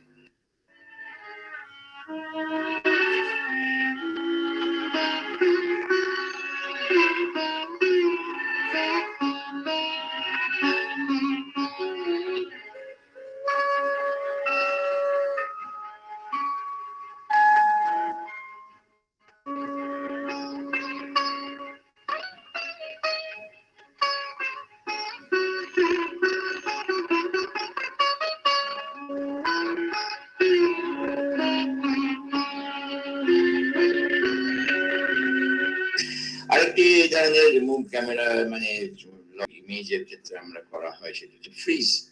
হঠাৎ করে সময়কে থমকে দেওয়া হয়, থামিয়ে দেওয়া হয়। সময় নিয়ে সিনেমা নানা রকম খেলে, সত্যজিৎ রায়ও খেলেছেন এবং অনেক সময় সময়কে থমকে দিয়েছেন। এর একটা যাকে ফ্রিজ বলি। চারুলতার সেই দৃশ্যটা মনে করুন, যে চারুর স্বামী ভূপতি বুঝতে পেরেছে যে তার স্ত্রী চারুর সঙ্গে কমলার একটা আলাদা সম্পর্ক আছে, এবং সে সারাদিন সে হতাশ হয়ে মনের দুঃখে ঘোড়াগাড়িতে করে এদিক ওদিক ঘুরে বেরিয়েছে। সন্ধ্যার আগে সে ঘরে ফিরেছে, সে হাত বাড়িয়ে দিচ্ছে, এসো বলছে। তো ভূপতিও হাত বাড়িয়ে দিয়েছে, কিন্তু দুটো হাত মিলতে মিলতে আর মিলবে না, এক জায়গায় ফ্রিজ হয়ে গেল। মানে এটা মিলবে না হয়তো কখনো, নষ্ট নেই। রবীন্দ্রনাথের গল্প, সম্পর্কটা ওইখানে আটকে গেছে চিরকালের জন্য। তো ভারী চমৎকার একটা ফিশার, দুটো চরিত্র বা ঘটনার উপরে চমৎকার মন্তব্য করেছেন, খুব ক্যামেরা সিনেমার ভাষায়। সত্যি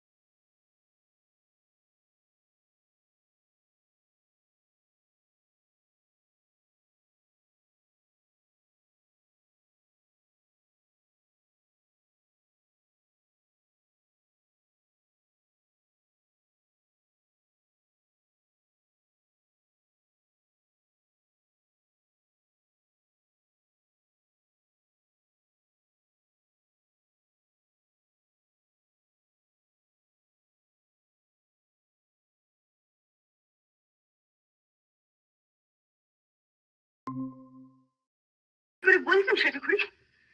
বলে তোমার নাম যেখানে ছেলে মানুষেরা নিয়েই থাকে। বলে খুব তো কেটে কেটে কথা বলছো, টাকাগুলোতে তো নাম লেখা ছিল না, সে তো খুব হাত পেতে নিয়েছিলে, সেটাকে আমি আর রাখতে পারবো না নতুন বউ।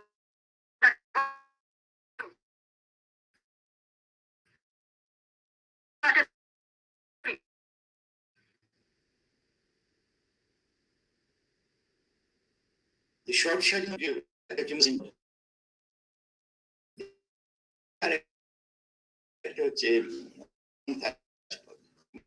হচ্ছে সবাই জানেন যে দুটি পাশাপাশি জটিল সহজ করে বললাম। মমতাজের বহু ব্যবহার করেছে। জল নিয়ে এসছে, গঙ্গার জল সর্বজয়া দিতে যাচ্ছে,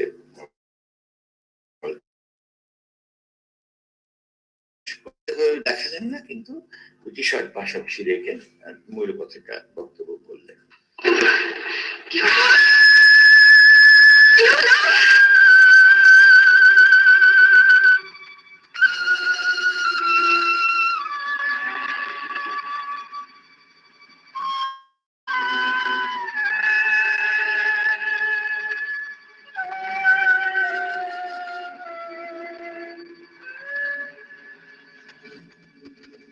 আবার মন্তাজের অন্যান্য রূপ যিনি অনেক দেখিয়েছেন, একটা টোনাল মন্তাজ আমরা বলি, সাদা কালো ছবিতে বেশি হয়, সাদা আর কালোর দ্বন্দ্ব হিসেবে।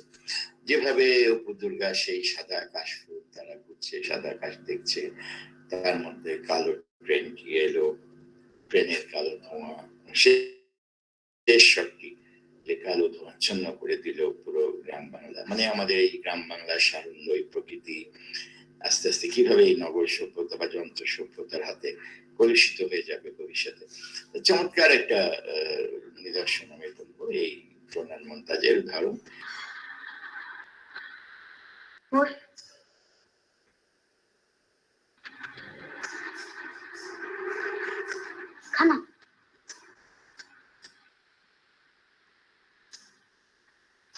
কোথায় এলাম রে? ওগুলো কি রে?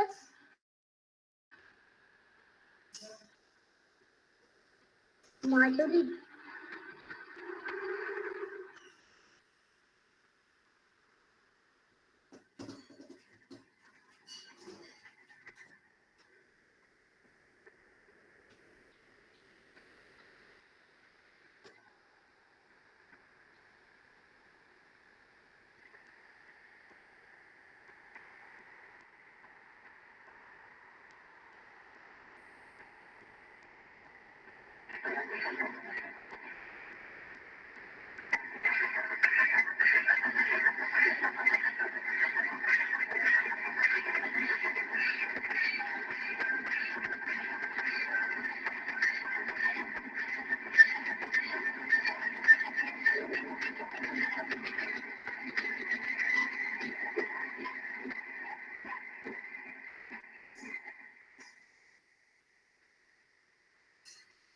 মন্তাজের যে আরেকটা রূপ আছে হিস্টোরিক্যাল মন্তাজ, সেটা একটা উদাহরণ আমরা দেখি। অন্যরকম একটা হিস্টোরিক্যাল মন্তাজ, যেটা আবার একই শটে নেওয়া, যেটাকে মেয়েকে বলে মিজর বান্দাল, একটা শটের মধ্যে একটা মন্তাজ সৃষ্টি করা। যে সেই আমাদের সেই জমিদার জলসা ঘরের বেচারা বিশ্বম্বরায়, তার তো কিছুই নাই, চরম দরিদ্র হয়ে পড়েছে, তার একটা হাতি আছে, তাদের একটা ট্রাক আছে, দেখবেন কিভাবে এই ট্রাকটা গেল ধোঁয়ায়, এই হাতিটা আচ্ছন্ন হয়ে গেল। চমৎকার একটা পরোক্ষ ইঙ্গিত যে এই সামন্ততন্ত্র, হাতি তো তারই প্রতীক, এর আর কোনো ভবিষ্যৎ নেই। ভবিষ্যৎ হচ্ছে এই ট্রাক, এই যন্ত্র সভ্যতা, এই সুদের কারবারি, এই নব্যধ্বনিতে।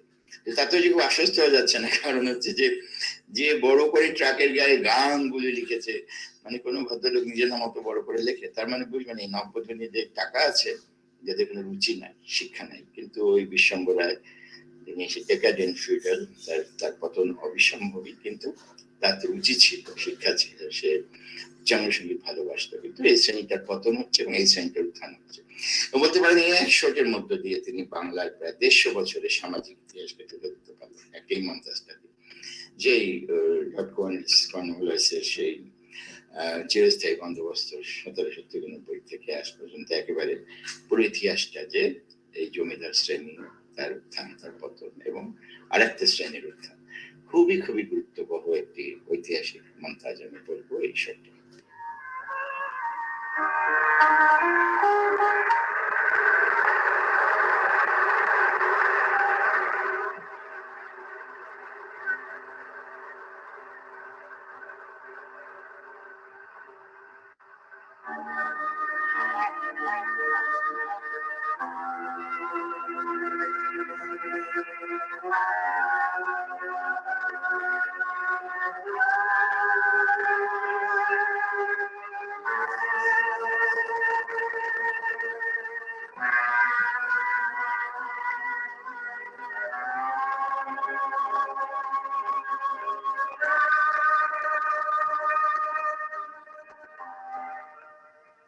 সত্যিকার চলচ্চিত্রের আরেকটি বড় বৈশিষ্ট্য হচ্ছে ডিটেলস এর ব্যবহার। সিনেমার ডিটেলস এর একটা আলাদা মানে আছে, যে প্রতিটা জিনিস যেরকম হওয়া উচিত সেই রকম, ঠিক যেরকম অ্যাস্ট্রে, যেরকম ওয়েট পেপার, যেরকম দেওয়াল চিত্র, ঠিক সেরকম হতে হবে সেই যুগ, সেই সময়, সেই শ্রেণীর অর্থনৈতিক সামাজিক অবস্থান অনুযায়ী।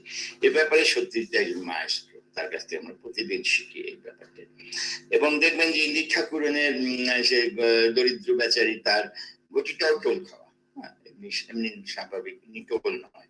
এমনকি তার যে চাদরটি, সেটাও বিরাট ফুটা, মানে বেচারি একটাই চাদর ছিঁড়ে গেছে। তো এই যে ডিটেলস এর দিকে নজর, এটা সামাজিক বাস্তবতাটা খুব ভালো ফুটে ওঠে এবং সেটাতে উনি চমৎকার করতে পারতেন। বেশ, তো এবার পুজো একখানা নতুন চাদর কিনে দেবো। হ্যাঁ ডিবিটা, হ্যাঁ ডিবিটা, হয় ডিবিটা, হয় আগুনটা দেবে?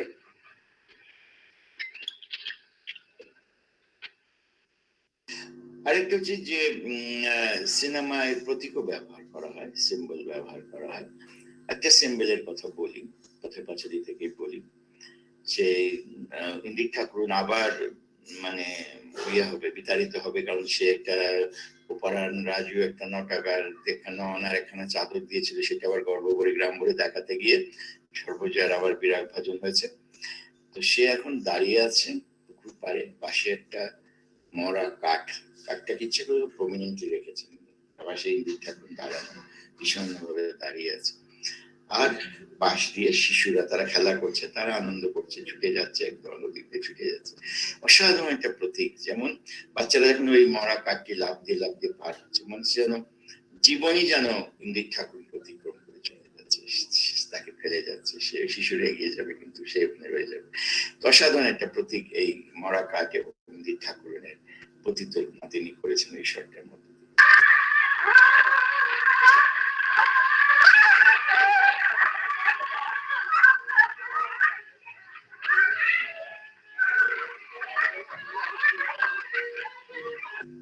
সত্যজিতের ছবি আরেকটি বড় দক্ষতা আমি বলবো সংলাপ রচনা, চলচ্চিত্রের সংলাপ রচনা। চলচ্চিত্রের সংলাপ নাটকের সংলাপ নয়, আলাদা। এবং বাংলা সিনেমা আগে যে মূল সমস্যা ছিল, চিত্রিত উচ্চরিত সংলাপ, ফিরিয়ে দাও আমার হারানো 12টি বছর, মা আমার যদি দুমুঠো জোটে তোরও জুটবে, ইত্যাদি ইত্যাদি।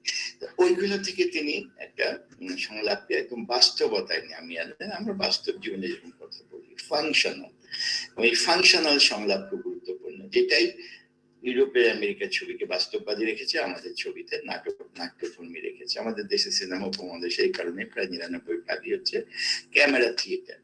থিয়েটারের মতো, নাটকের মতো হচ্ছে ক্যামেরা দিয়ে ধারণ করা আছে, সিনেমা হয়ে উঠতে পারেনি।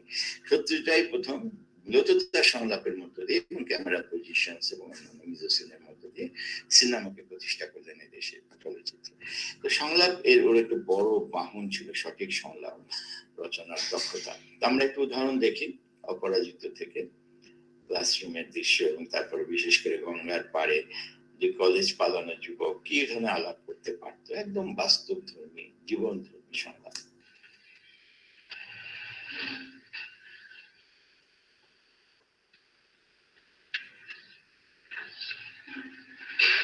Synecdoche. Synecdoche is a figure of speech based on association. Here we get the instance of a more comprehensive term used for a less comprehensive one, and vice versa.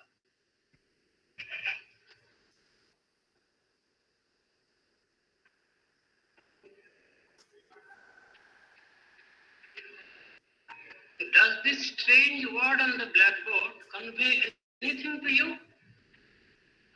A figure of speech based on association. When I say that Mr. Roy has not been wholly attentive to my lecture, I am using a figure of speech known as euphemism, which consists in stating a disagreeable fact in an agreeable manner.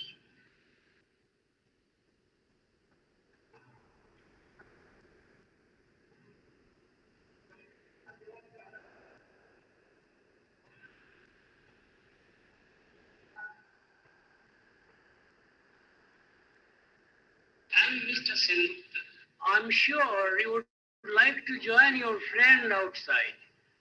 Hello, sir.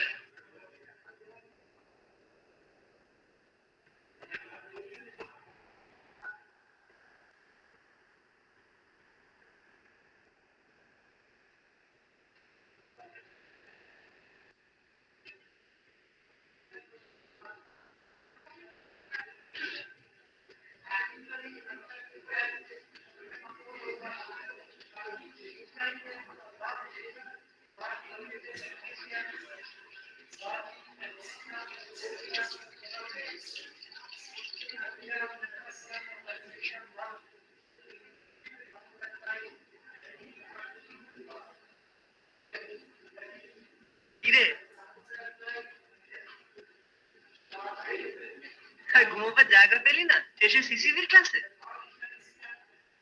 কাঁদছিস না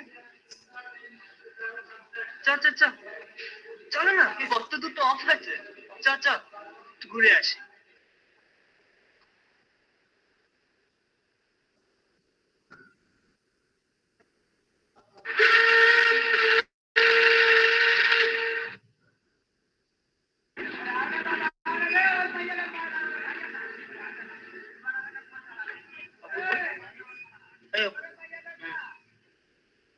যাবি না তুই একটা জাহাজে চাকরি জোগাড় করে দে হ্যাঁ সিরিয়াসলি বলছি যাবি চল না দুজনে একসঙ্গে ঘুরে আসা যাবে হ্যাঁ কেন তোর কোনো অ্যাম্বিশন নেই তুই কি রে একটা ফ্রক ইন দ্য বেলে পড়ে থাকবি ডান্স পেলেও যাবি না কেন কেন যাবি না মা যেতেই দেবেন না কেন 3 ঘন্টার রাস্তা কলকাতা তাই আসতে দিচ্ছিলেন না আচ্ছা কি করে এলি ঝগড়া করলি অ্যাম্বিশন না থাকলে তো ওখানেই থেকে যেত ওখানে চাকরিও ছিল চাকরি কি চাকরি রে পুরুষগিরি আচ্ছা তোদের ফ্যামিলি প্রফেশন বুঝি তো কইতে আছে হ্যাঁ ঠিকই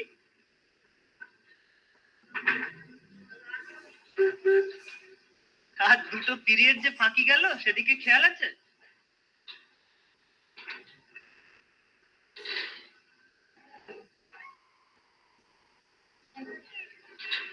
বড় ভুল হয়ে গেল রে প্রণবটাকে বলে এলো হতো প্রক্সিটা দিয়ে দিল ইংলিশ ক্লাসে বুঝলি প্রক্সি দেওয়া কিচ্ছু সত্যজিৎ একটা বড় বৈশিষ্ট্য হচ্ছে চিত্রনাট্য রচনার দক্ষতা অসাধারণ ভালো চিত্রনাট্য লিখতে পারতেন তিনি এবং একটা ভালো চিত্রনাট্য থেকে একটা খারাপ চলচ্চিত্র হতে পারে এরকম ধরনের পৃথিবীতে অনেক আছে যদি খারাপ চিত্রনাট্য থেকে একটা ভালো চলচ্চিত্র কখনোই তৈরি হতে পারবে না পৃথিবীর সেরা ফিল্ম মেকাররাও পারবে না ফলে চিত্রনাট্যটাই মূল এবং এইটাই সত্যজিৎ সত্যি সবচেয়ে চলচ্চিত্র বড় শক্তি অসামান্য চিত্রনাট্য প্রতিটাই ও চিত্রনাট্য তিনি নিজে লিখতেন এমন কোনো চিত্রনাট্যকার ছিল না অনেক ক্ষেত্রে লিখতেন না আঁকতেন তিনি বলেছেন যে আমি কোনোদিন পথের পাঁচালী পুরোটা লিখিনি পুরোটা এঁকেছি সিগনেট প্রেসের পক্ষে নাম পেটু বইটি করতে আঁকতে হয়েছিল তখন তিনি ইমেজগুলো এঁকেছিলেন ফলে উপদুর্গার সমস্ত মুভমেন্ট তার মনোজগতে ছিল ফলে আঁকতেও কোনো অসুবিধা হয়নি এই যে এঁকে ফেলা এবং মনোজগতে পুরোটা দেখতে পারা এটাই চিত্রনাট্য লেখার প্রধান একটা বৈশিষ্ট্য ওর আমি বলবো আর কি তো চিত্রনাট্যের ক্ষেত্রে সত্যজিতের সবসময় এমন একজন ফিল্ম মেকার যার কাছ থেকে আমরা প্রতি মুহূর্তে শিখছি। উনি অনেক ক্ষেত্রেই অন্যের গল্প কাহিনী নিয়ে করেছেন, তখন তার বিখ্যাত খেরো খাতার কথা আমরা জানি, নিজে যখন চিত্রনাট্য করেছেন এই খেরো খাতাটাই ছিল তার মূল, সবকিছু ওখানে লেখা থাকতো, সবকিছু, এই ড্রেস, প্রপস, মিউজিশিয়ান ইত্যাদি, সংলাপ ইত্যাদি, এবং প্রত্যেকটা খেরো খাতা এক একটা সম্পদ বাঙালি সংস্কৃতির জন্য। আরেকটা হচ্ছে আমি বলবো যে সত্যজিৎ তার চলচ্চিত্রের আবহ সঙ্গীত, মিউজিক, খুবই কম চলচ্চিত্রকার বিশ্ব চলচ্চিত্রে আছেন যারা সত্যজিৎ রায়ের মতো এত ভালো সঙ্গীত বুঝতেন, আবহ সঙ্গীত বুঝতেন।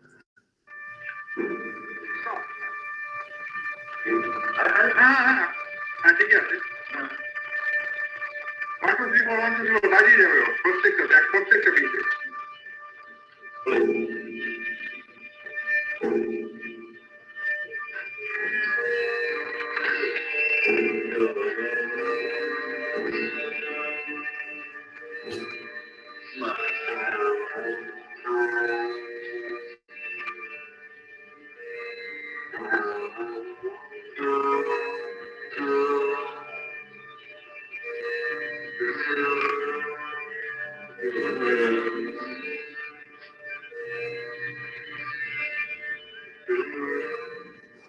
এবং শুধু সঙ্গীত না, সেটা আমি একটু পরে আলাপ করি। এবং যখন এফেক্ট হিসেবে ব্যবহার করছেন শব্দকে, সিনেমায় শব্দকে সাউন্ড এফেক্টে ব্যবহার করা যায়, নান্দনিক নানা রকম মিউজিক পিস ব্যবহার করা যায়। একটা উদাহরণ দিই, পথের পাঁচালীতে দুর্গা মারা গেছে, হরিহর রায় তো তা জানে না, সে ফিরে এসছে কয়েক মাস পরে, এবং কিভাবে টেনশনটা বিল্ড আপ করছেন, একবার সর্বজয় খাড়ো আনে, জল আনে, গামছা আনে, তখন ও বলে না যে কি হয়েছে। তারপরে একসময় শাড়ি দিতে গেল হরিহর, দুর্গার নাম দেখো না, দুর্গা ধরো, তখন সর্বজয় ভেঙে পড়লো এবং হরিহর বুঝতে পারলো যে দুর্গা নেই, তার মায়ের মৃত্যু ঘটেছে। খুবই করুণ ওই দৃশ্য, কিন্তু উনি মনুষ্য কণ্ঠে কান্না না দিয়ে কান্নার শব্দটা দিয়েছেন অনেকটাই তার সানাই বলে একটা ইনস্ট্রুমেন্ট, এই সানাইয়ের মতো তীক্ষ্ণ ভাবে বাজে, হৃদয় গিয়ে আঘাত করে, কিন্তু তারের উপরে। এখন আর বেশি দেখা যায় না এই বাদ্যযন্ত্রীতে, একসময়ের প্রচলন ছিল যাত্রাতে। উনি তার সানের ব্যবহার করেছেন এবং অসাধারণ একটা দক্ষ, আমি বলবো যে এফেক্ট মিউজিক ব্যবহারে বোঝাবেন।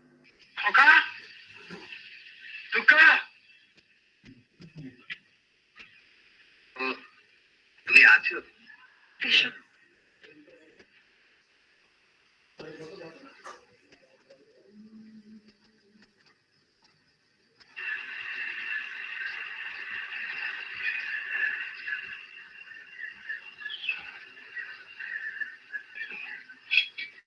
কেমন আছো?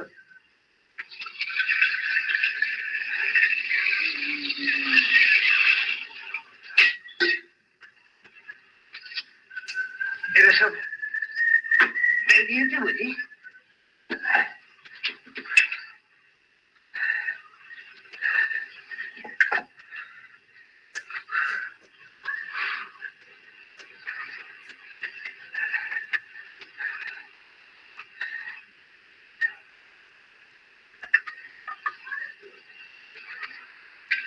কি যাচ্ছ কোথায়? জিনিসগুলো এনেছি দেখো, আগে আসতে পারলে কি আর আসতাম না, আমার হাতে এসে কপাল ফিরে গেছে বুঝলে, আর দিনকার ঘোরাঘুরি সার্থক হয়েছে। তাই দেখো, চরকের মেলার থেকে দেখো কারোকারি জিনিস, আর লক্ষ্মীর পট আনতে বলেছিলে, এই দেখো কেমন কাঠ দিয়ে বাঁধিয়ে এনেছি। আর এই দেখো দুর্গার জন্য একখান, এই দেখো না কেমন শাড়ি, দেখো না, আর ভাবনা কি নিয়েছি কি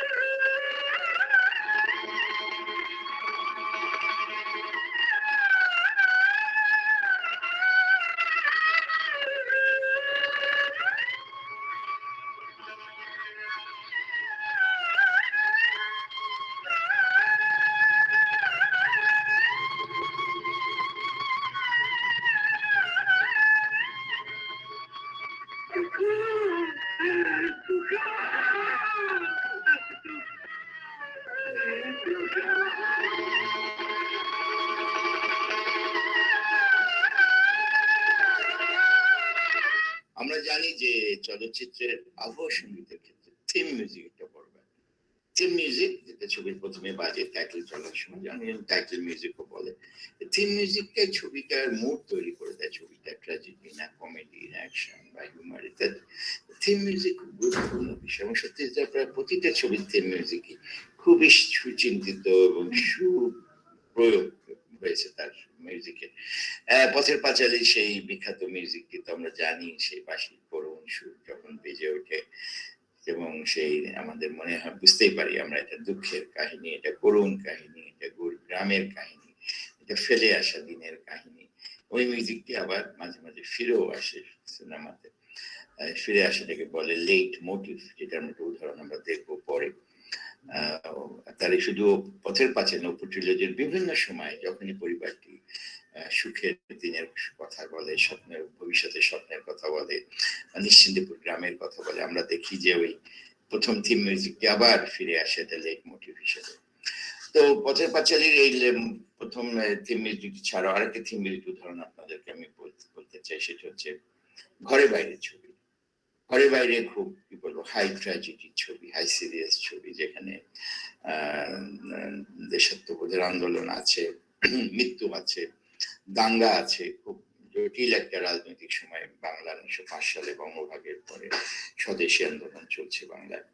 তো ওখানে আমরা দেখছি প্রথমে ইমেজে দেখছি আগুন জ্বলছে, এবং শুধু এই যে আগুন শুধু দেশে আগুন জ্বলেছে তা না, বিমলার ঘরেও সংসারে আগুন জ্বলেছে এবং সেটা চিতার আগুনে পরিবর্তন হলো লাস্টে, যে বিমলার স্বামী মারা গেল। এবং যে থিম মিউজিকটা বাজছে সেটাও কিন্তু শেষের দিকে সেই স্বদেশীদের যে স্লোগান ছিল বন্দে মাতরম এসে যোগ হলো, এবং গোটা মিউজিকটা আবহ সঙ্গীতটা আপনাকে এমন জায়গায় থিম মিউজিকটা নিয়ে যাবে যে আপনি মন তৈরি হবে যে এটা আপনি একটা সিরিয়াস কাহিনী দেখছেন, একটা ট্র্যাজেডি দেখতে যাচ্ছেন। তো উনি যখন থিম মিউজিক করেছেন খুব সুচিন্তিত ভাবে প্রতিটা থিম মিউজিক তৈরি করেছেন, এবং অনেক কম্পোজিশন তো নিজেরই প্রায় সবই আপনারা জানেন যে মিউজিক ব্যাপারে উনি অসাধারণ দক্ষ ছিলেন, যেমন ভারতীয় মার্গ সঙ্গীত তেমনই পাশ্চাত্য সঙ্গীতে। উনি এমনও বলেছেন যে পাশ্চাত্য সঙ্গীতের রহস্য বুঝতে গিয়ে উনি সিনেমার ভাষাটা বুঝতে পেরেছেন। এই যে আলেগ্রো আদাত ক্রেসেন্ডো, এই যে ইমেজের যে জ্বলিষ্ণতা, যাকে বলতে রূপের চলৎ প্রবাহ, এই চলৎ প্রবাহের একটা গতিময়তা আছে, এটা নিয়ে পাশ্চাত্য এটা নিয়ম নীতিও আছে, পাশ্চাত্য সঙ্গীতের যে ক্লাসিক বিশুদ্ধ রূপ আছে ওইটা থেকে উনি খুঁজে পেয়েছেন, এরকমটি উনি বলার চেষ্টা করেছেন।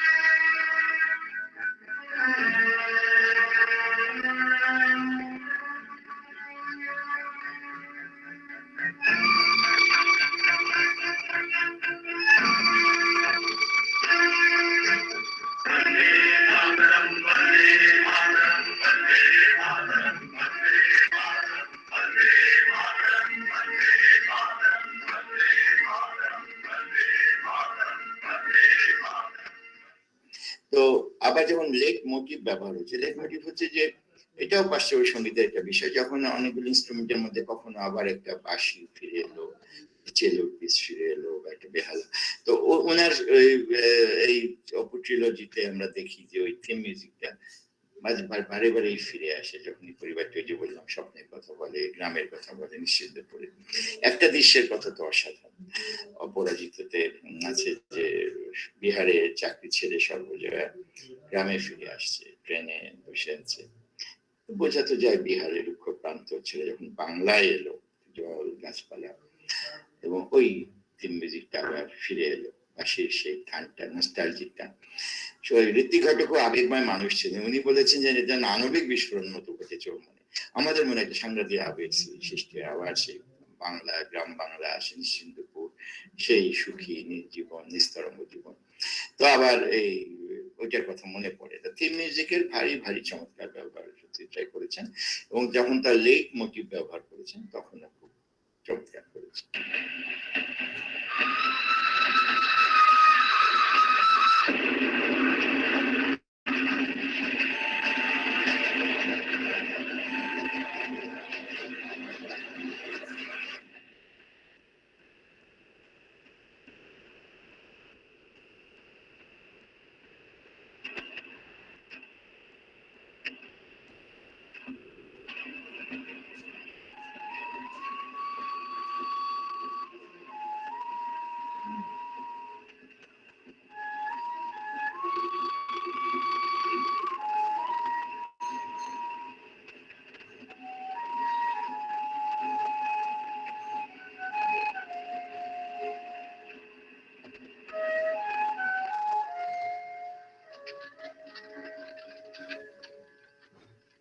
শেষ কথা দিয়ে শেষ করি, তা হচ্ছে সত্যজিৎ রায় কখনো খুব উচ্চকিত থাকেন না ওর বক্তব্যে, এটাই ওর শিল্পের একটা বড় বিষয় আমি মনে করি, বৈশিষ্ট্য। এটা স্বল্প উচ্চার মৃদুতা আছে, সূক্ষ্ম নোয়ান্সেস গুলো খুব সূক্ষ্ম, ওটা বুঝে নিতে হয় অনেক সময়। হ্যাঁ, তো যিনি বোঝেন তিনি সাংঘাতিক ভালো রস আস্বাদন করতে পারেন। একটা উদাহরণ বলি যে দুর্গা মারা গেছে, বাংলা সিনেমার মতো চিৎকার চেঁচামেচি নেই, দিদি তুই কই গেলি ইত্যাদি ইত্যাদি। আমরা দেখছি সে সবসময় পুকুর ঘাটে দাঁত মারছে, এই দাঁত মাসতে মাসতে হঠাৎ থমকে দাঁড়ালো, তাকালো, এই চাহনির মধ্যেই মানে এই যে দিদি ছিল, দিদি নেই, মৃত্যুর এই বিস্ময়, মৃত্যুর এই গভীর বেদনা, এটা যতখানি ফুটে উঠেছে আর কোনোভাবে এটা সম্ভব হতো না। এইটাই হলো সত্যজিৎ রায়, আমরা এগুলোকে বলি রে টাচ, একটা সূক্ষ্ম একটা কাজ, একটা মাস্টার স্ট্রোকের মতো আমাদের মনের ভিতরে একদম গভীর ভাবে দিয়ে দেয়,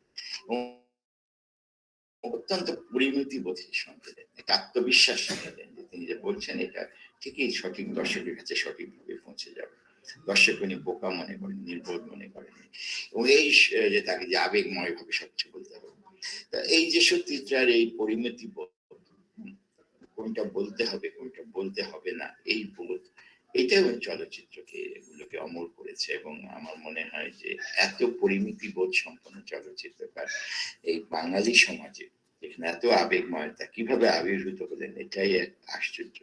রবীন্দ্রনাথ বলেছিলেন যে যে আমাদের এই বাঙালি সমাজে আমাদের এত দোষ ত্রুটি, একজন বিদ্যাসাগর কিভাবে আবির্ভূত হলেন, এটা একটা মহা আশ্চর্যের বিষয়, আমরা তাই মনে করি। তেমনি আমাদের এই আবেগময় বাঙালি জাতির মধ্যে একজন সত্যজিৎ মতো একজন পরিমিতি বোধ সম্পন্ন, সূক্ষ্ম অনুভূতি সম্পন্ন ফিল্ম মেকার কিভাবে তৈরি হলেন, সেটা আমার কাছে এক বিষয়।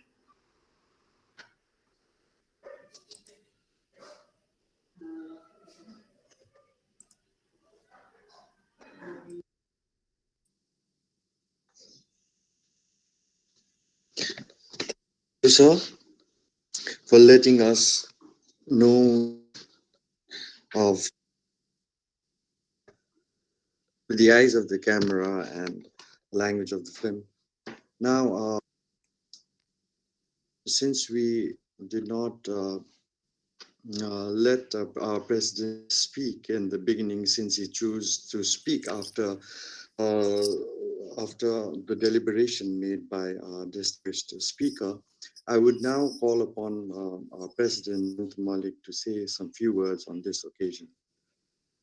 So, if you please say a few words, we would be gratified. Over to you, sir. Thank you very much. Really, I had a good time, though I'm down with COVID in Calcutta. But some portion of Mr. Tanvi's documentary I missed. But overall, it was really treat for me as a fan of Satyajit Ray. I would like to thank Professor Satyajit Shaha as a coordinator of this webinar, international webinar, revisiting Satyajit Ray, a Centennial tribute, uh, along with Bangladesh Film Institute, BFI, Dhaka. On behalf of my college, my general body, I would like to thank Professor Rachana Majumdar, Associate Professor, South Asia Language and Civilization, Cinema and Media Studies, Chicago University, USA. And of course, eminent filmmaker from Bangladesh, Tanvir Mukammel. He is also director of Bangladesh Film Institute, Professor Kaushik Roy. He also described our proud race very different way. For me, Satyajit Ray is in all sense a scriptwriter, a casting director, a scoring, editor, writer, and of course a filmmaker. I got one book, his name Amati Bhepu, in my, I think, 7th or 8th birthday. It's presented by my house teacher, Amati Bhepu. I read that book by Vibhushan Bandyopadhyay. After that, I came to know that the cover page was illustrated by Satyajit Ray. After that, like all Bengali young boy, I fell love with Feluda and started reading Sandesh. I saw Pather Panchali later. It was amazing feeling. After that, I think I saw Pather Panchali at least 10 times in our different age. And I felt Pather Panchali in different way, in my different ages. Pather Panchali with Ravi Shankar's back scoring, then Apu Shankar, शतरंज के खिलाड़ी, all his films. Anyway, the all eminent speakers enlightened us very elaborately. I do not go there because they are the master of these things. We are only listener. We can listen to them, and it's really fantastic time for me. Once again, I would like to thank all the dignitaries, all the speakers, and the organizers. And I feel proud to open the book Society, Disaster and Resilience Lessons from Literature by Shutapa Saha and Ananda Mohan. Once again, thank you very, very much. Have a very good year ahead. Thank you very much. Thank you so much, Jayanto, for staying so long with us. It's a real source of encouragement and inspiration for us, I must say. Thank and you, it was Sutavadi. wonderful to listen to what you said. You know, you shared some of your very personal feelings with us regarding Satyajit Ray. So thank you so much.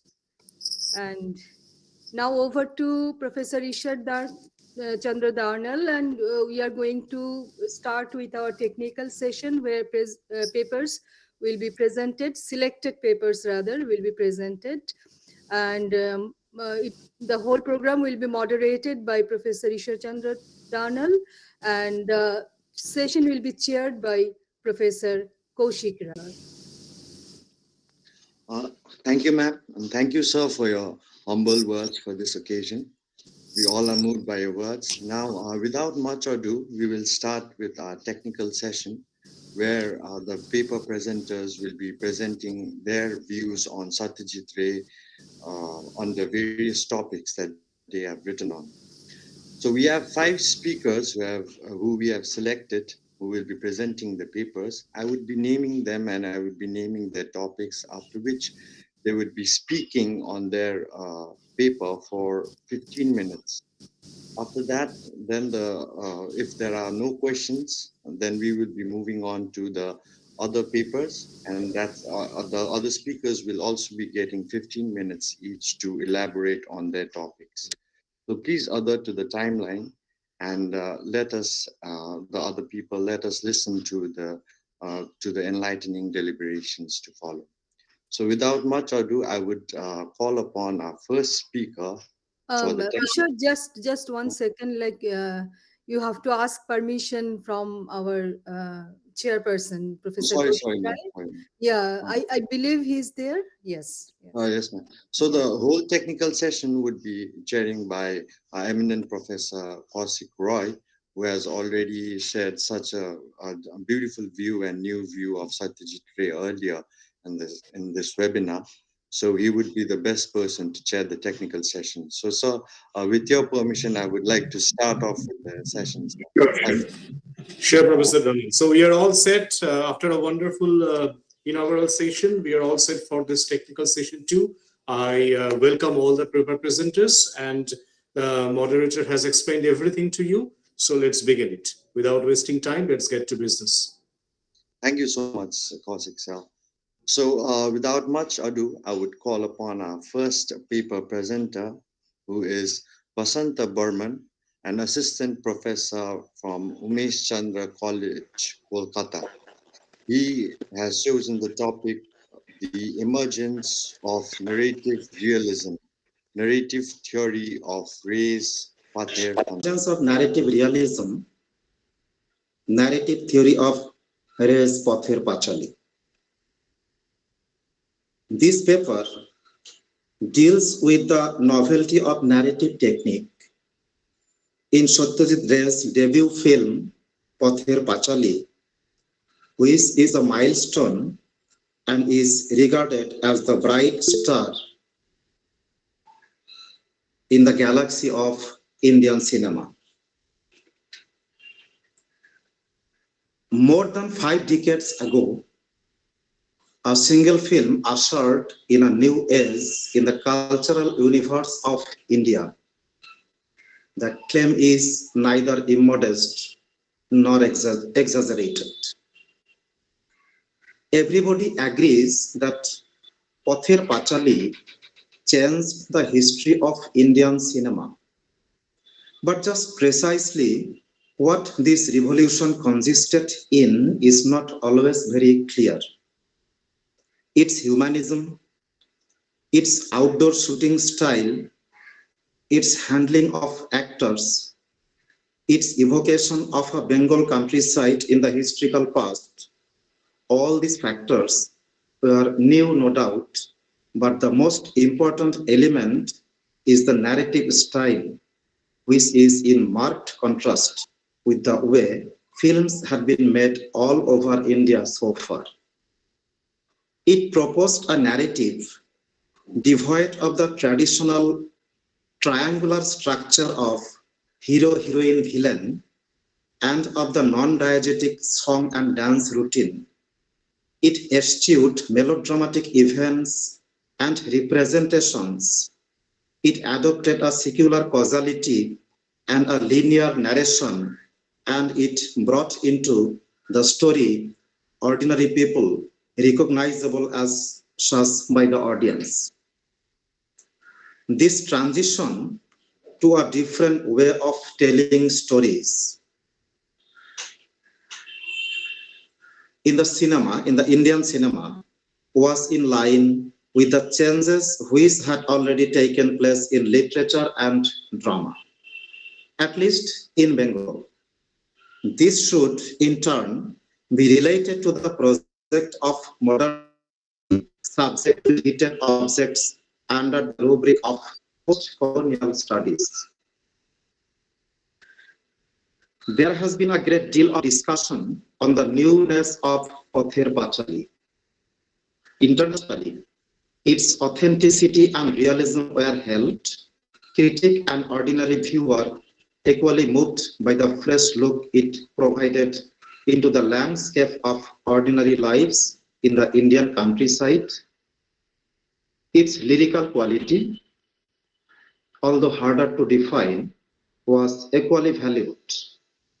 People noted the relaxed but complex rhythm of the narrative, the spatial configuration of man-nature relationship, the deep sympathy for the underdog, the unvarnished portrayal of meanness as well as joys of living, the subtle historical meta-narrative, the deep insight into the arc of the desire and fear which marks the child's entry into the world.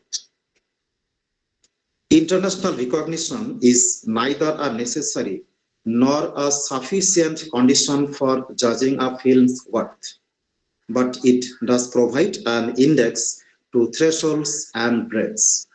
Apart from friendly gestures from the Soviet Union and parts of the communist camp, consequent upon independent India's leading role in the non-aligned movement during the Cold War, hardly any notice was taken of Indian cinema at that time. The popular Hindi cinema in particular was a curiosity because it came from one of the largest entertainment industries in the world.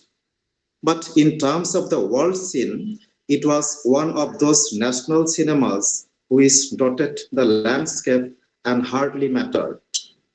This was the view from Hollywood, which was of no value or consequence because Indian cinema was financially as well as culturally autonomous.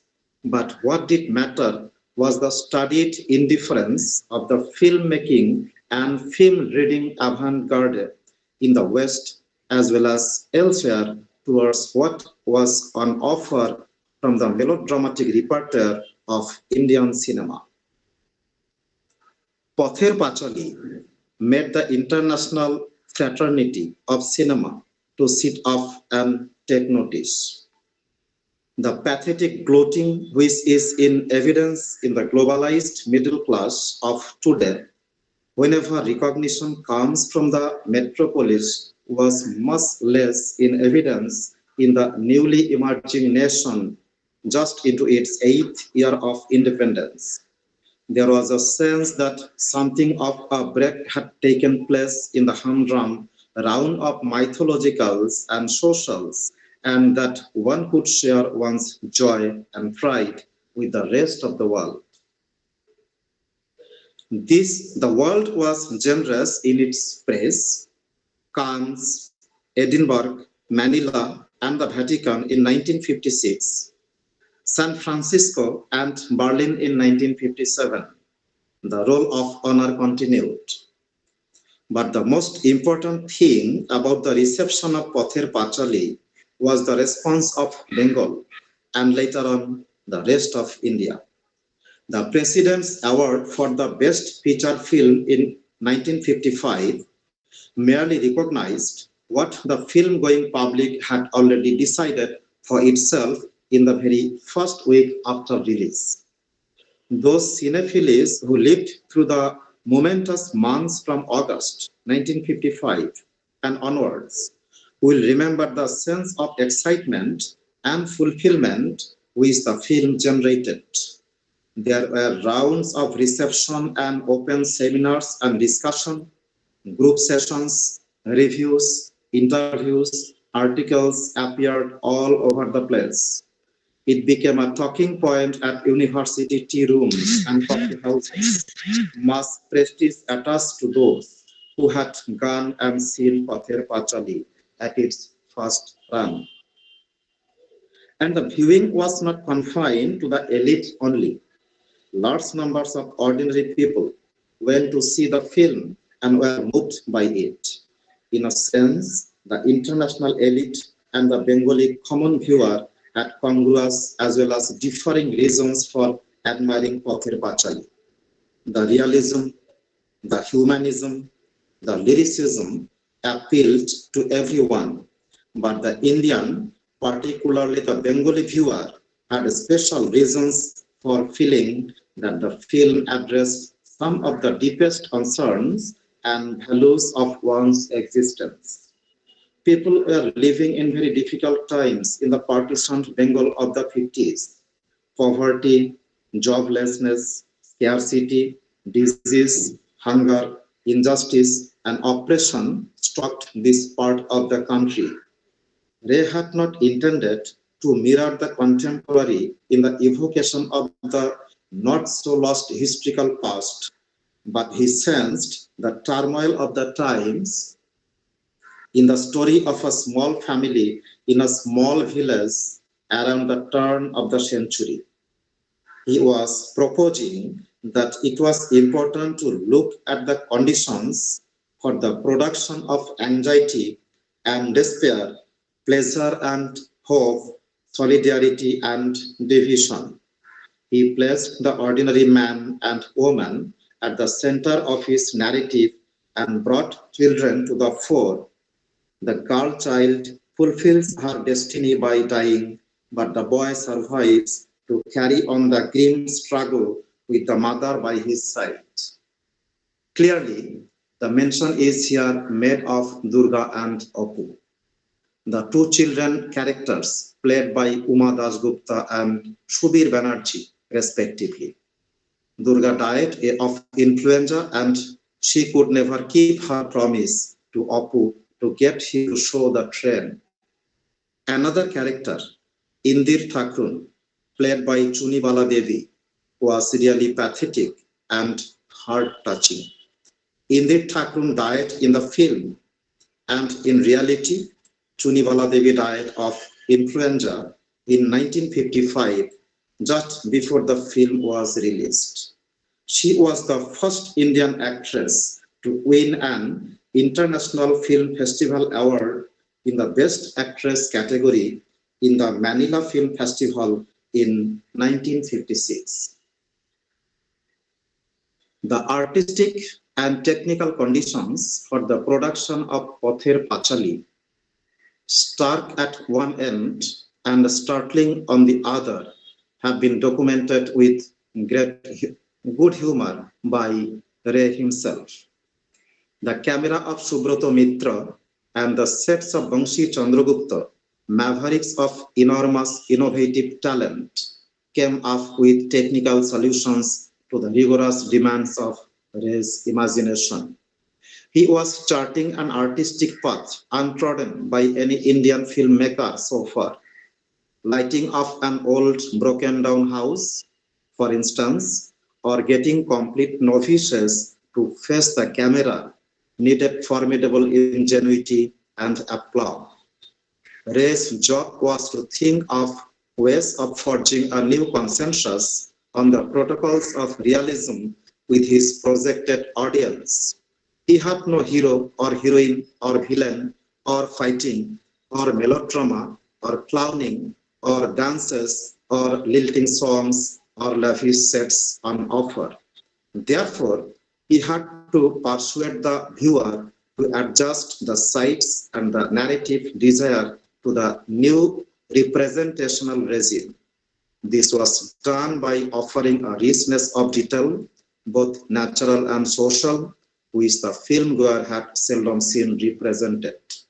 Ray was teaching us how to discover our own world, which we had lost to the conventions of studio melodrama. A kind of defamiliarization was taking place in the process of watching the film text in 1955. The available conventions of filmmaking had been abandoned and something rich and strange had taken their place. This meant that the older ways of seeing had to be jettisoned. Ray, in fact, prepared the Bengali audience to be ready for the new Indian cinema. The history of subsequent decades would bear this out.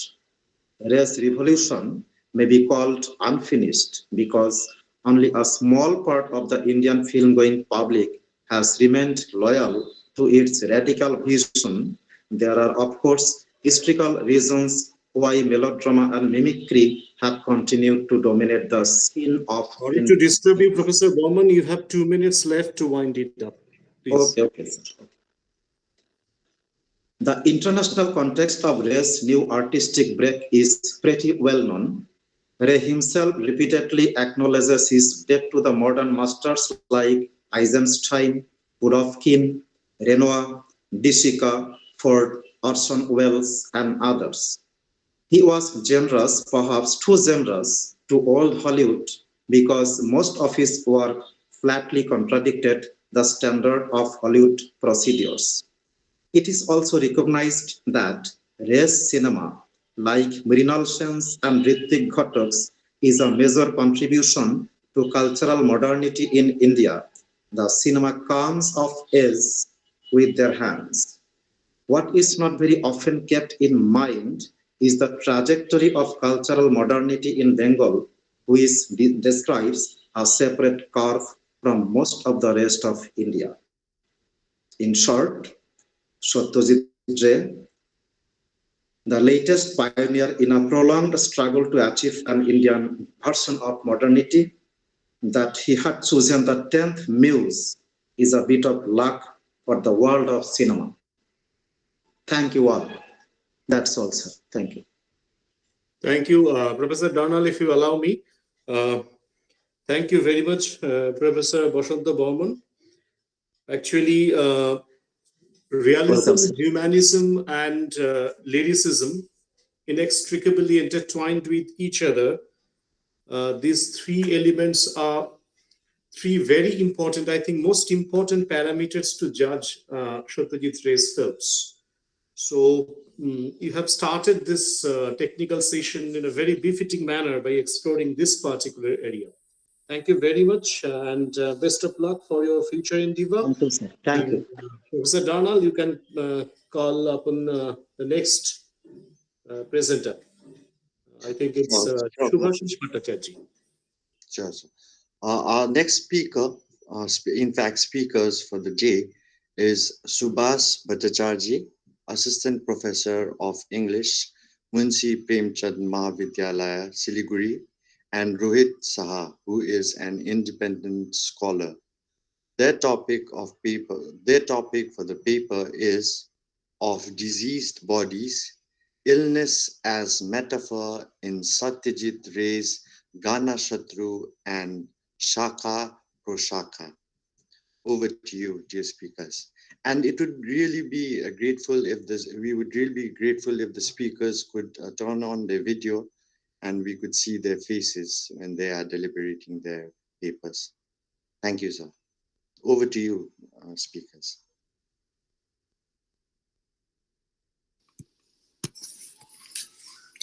A very good afternoon, and thank you, Professor Darnal and Professor Roy, for giving me this opportunity to speak at such an august gathering. And of course, a good afternoon to my esteemed colleagues and speakers and the audience, the wonderful audience that I have received here. My talk is an attempt to look at two of Satyajit Ray's final films in what can be referred to as a culmination of the master's craftsmanship. Sir, if you're not very clear, you should check your speakers once. Is it better now? I think. Yeah, now it's better, sir. Yeah, thank you so much. And a note before I begin. I'm Subhashish Bhattacharjee. My co-presenter Rohit Saha would not be presenting with me, but of course he has helped me with this paper. So if not present in this discourse right now, he is of course present in the form of a co-author to this paper. So without any further ado, I'll begin with your permission. So now my talk is an attempt to look at two of Satyajit Ray's final films, Ganashotru and Shaka Proshaka, in what can be referred to as a culmination of Satyajit Ray's craftsmanship, but is also a response, a personal response to his health condition at the time. And although the specter of illness and ailment have prefigured in some of his films, and certainly his life, having lost his father to leishmaniasis before he could even get to know him, but these two films are notable because they come at a time when he himself is struggling with illness, disability, and a prolonged convalescence. While at the peak of cinematic and creative output in 1983, while shooting for Ghore Baire, which would go on to release the following year, Ray suffered a major cardiac arrest that thereafter limited his movements, gradually reducing his health to the point where, at the time of him receiving the Honorary Academy Award for Lifetime Achievement, he had to remain bedridden almost entirely. In fact, one of the more unfortunate but lasting images of Ray remains of him lying in bed, emaciated, with the Oscar statuette in hand. Following the sudden descent into illness, Ray's work too began to suffer. Ray was carried to the upper floors of Ghore Baire's shooting on palanquin after his heart attack, and he lamented sending Ghore Baire to Cannes as he felt he couldn't do his best in the film. Though he sent it to Cannes Committee's request, he was unhappy that it didn't win any awards. Following the premiere of Ghore Baire at the festival in 1984, Ray did not complete any full-length feature film for the next 5 years while recuperating from the cardiac arrests and the resultant bypass surgery in Houston. For a workaholic like Ray, the 5 years of enforced sabbatical, clean chit to go ahead and direct his remaining few entries into his oeuvre. Shaka Proshaka's outdoor was in Siliguri and Agantuk's in Shantiniketan, although Ganushotru, for a large part, had him restricted within the peripheries of Kolkata. But even during those shoots, there were always physicians and a medical team, ambulance and nurses around him. His pulse would be monitored after almost every shot. Ray found it very difficult to work in such a tense environment, already burdened with his ailment to begin with. Though Ray never publicly acknowledged, but it can easily be imagined how much of a psychological and physical impact his ill health had on his life. In a book Bijoy Rai published some years after Satyajit Ray's death, she expressed her resentment at the fact that they had insufficient money to pay for Satyajit's medical treatment and had to rely on the state government to cover the cost of this, and the installation of a lift so that Ray could get in and out of his flat with relative ease. But what was less obvious was an isolation that took hold of Ray's personal life during his long illness and would be manifested in the characterization of the two films being discussed. Coming to the end of his career due to physical illness, Ray used his cinematic style a little differently in these films. Moinag Vishwas has written, "A significant artistic practice cannot be sustained in film when the popular cinema is weak and lacks imagination.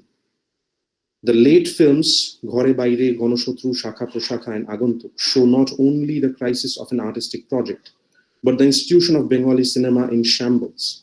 The institution provided the ground for the new cinematography, the new narrative intelligibility, the new use of dialogue, or the new style of performance to emerge. It would be impossible to think of the highly successful character types that Ray uses in his films without the contribution of an acting tradition established in the industry." Coming to Susan Sontag, whose book Illness as Metaphor serves as an inspiration for the title of the present talk. Illnesses have often been used as metaphors in society, in culture, in literature, in cinema, to heighten the disability that is consequential to most major or debilitating diseases, thereby taking away the autonomy that the individual possessed prior to the onset of the illness. This metaphorization, often guised as sympathy, essentially attempts to place the blame for the ailment on the victim. By such a metaphorical transformation, diseases such as cancer or tuberculosis, seemingly from disparate spectrums, become a tell on the patient's life and lifestyle choices, a failure to preserve one's health and to stave off the disease.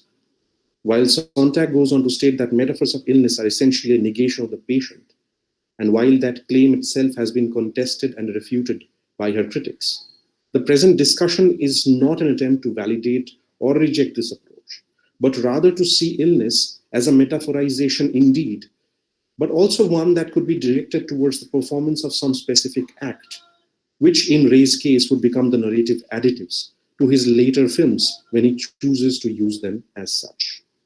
Before attempting an articulation of the aesthetic arrangement of disease and illness in the films, I'd like to briefly discuss the premise of the films themselves. In Ganashotru, Soumitra Chatterjee plays the role of Dr. Ashok Gupta, an honest medical practitioner who identifies the cause for an outbreak of jaundice to be the contaminated water that is used to prepare the Charnamrito at Tripureshwar temple. Apparently a political religious drama, the film has as its core the nexus of the diseased body and the politics that revolve around ideation of such diseases. In the film, Dr. Gupta prevails against the conjoined efforts of the politico-religious nexus to thwart his efforts, and this act of defiance presents itself as a metaphorization of the family, which includes the figure of Abhay Charan. Sorry, my mistake, I just skipped on a bit. Which includes the figure of his own brother acting as a part of the nexus in order to thwart his attempts. Although this film itself did receive a bit of a lukewarm critical response, but Ray did go on to direct Shaka Proshaka, gaining or regaining the critical fervor that he had generated for the most part of his life.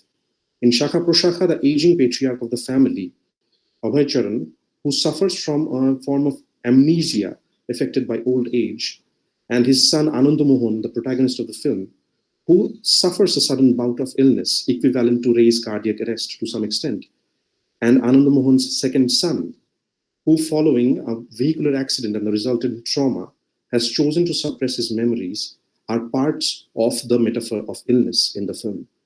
The metaphorization in the second film, in the latter film, is more personal. The ailments of the three generations of characters aggregate to a level of suffering that Ray must have accumulated via his struggles with life following the cardiac arrest.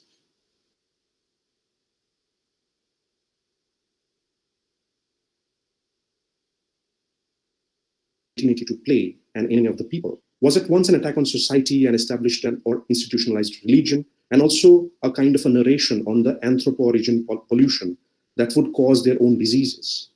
It was slightly divisive. It presented a hero or a protagonist who was pretty much an anti-hero in its embodiment, an individual who goes on to his christened metaphorical sort of a quest to rid this disease from society, just so that he can claim himself to be a messiah. But this image of disease and the image of a remedy, which the population refuses to do or to perform in order to get themselves rid of the disease, is somewhat equivalent to the pandemic and those who are reluctant to go ahead with a vaccination procedure to get rid of it. The film, of course, as I have already mentioned, did receive certain flack from long-term critics of Satyajit Ray. But Shaka Proshaka was a return to form.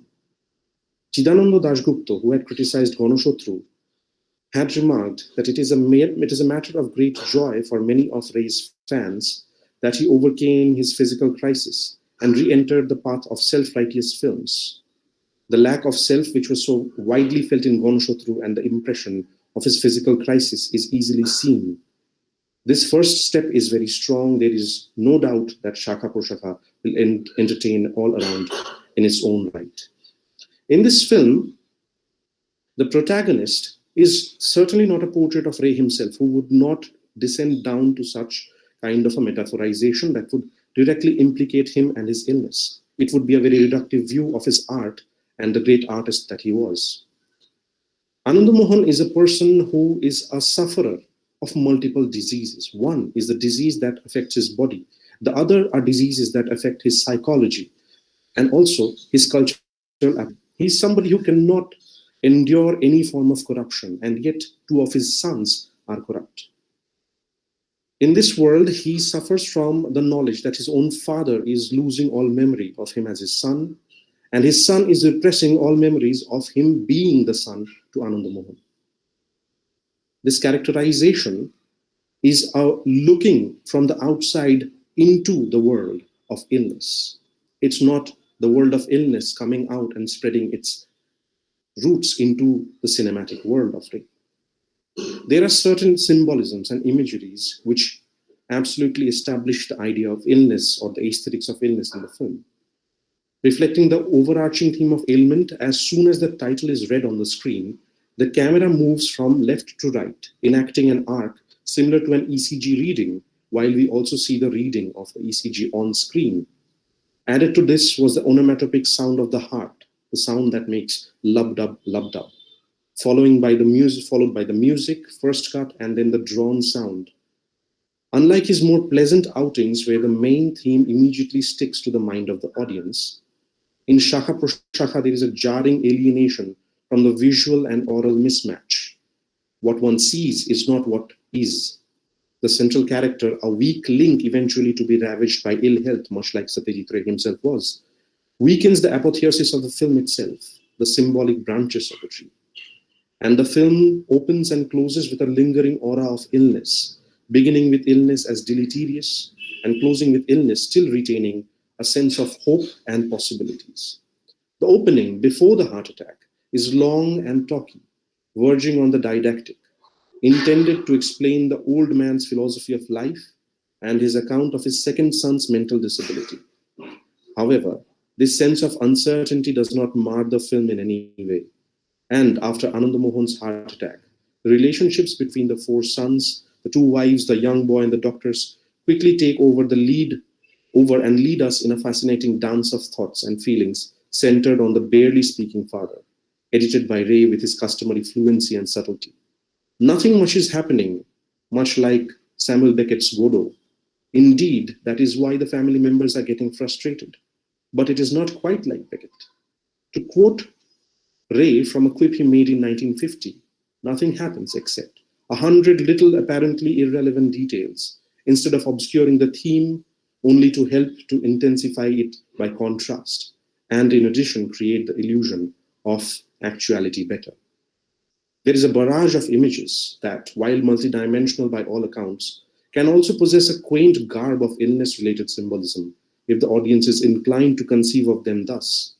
Images such as the cigarette smoking of the cardiologist's assistant, who has tried unsuccessfully to give up, the austere music of Bach and the Gregorian chant played loudly by the mad son on his hi-fi that jangles most of the family's nerves, the endless incorruptible flow of the luminous waveform of the ECG traced by the machine next to the father's bed, and the childhood tongue twisters that the brothers and their wives stumble and laugh over during their abortive picnic are all indicative of certain paradigms within the greater fold of imagism or symbolism related to illness and disability in the film.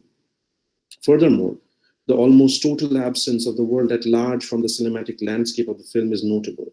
With the exception of one lush picnic scene done outdoors, the film constricts itself to the periphery of the household, not venturing out and withholding the view from the camera lens in the same manner that the director too must have been forced to endure over a period of extended convalescence while restricted to his own house.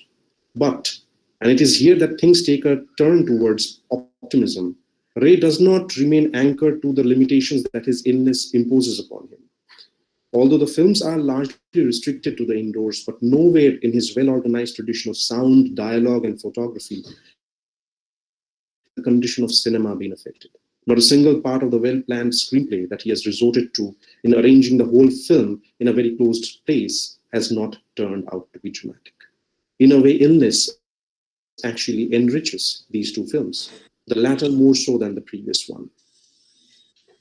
Instead of giving in to his illness, Ray's mastery of the craft led him to Sorry, Professor Bhattacharjee, you have just 1 minute to wind it up. Thank you, sir. I'm just in my conclusion. Thank you for the reminder. Instead of giving in to his illness, Ray's mastery of the craft led him to metaphorize the disease, not as a disability as Sontag would have maintained, but as a device, a trope that extends the parameters that he wishes to embody in his films. Illness does not remain as a disablement, but rather becomes metamorphosed into a causative process that would either lead to healing or extinction, either of which would not be unideal, but also starkly different from and dissenting to the idea that a metaphorization of illness is a process of burdening the diseased body with disablement. The perception of illness and cure, disability, and differentability is a stark presence in both the films, where in the former, the perspective is of a hapless individual facing organized religion's resistance against illness. In the latter, it is of the acceptance of illness on a personal and interpersonal level, and a realization of the powers of metaphorizing illness, disease, and disability, and how this act of metaphorization enables a reconciliation between the psychic and the somatic. Thank you. That's all. I welcome any questions, if any. Thank you, Professor Bhattacharya, and of course, Rohit Shaha. It's a very unique and untraversed area that you have selected to explore.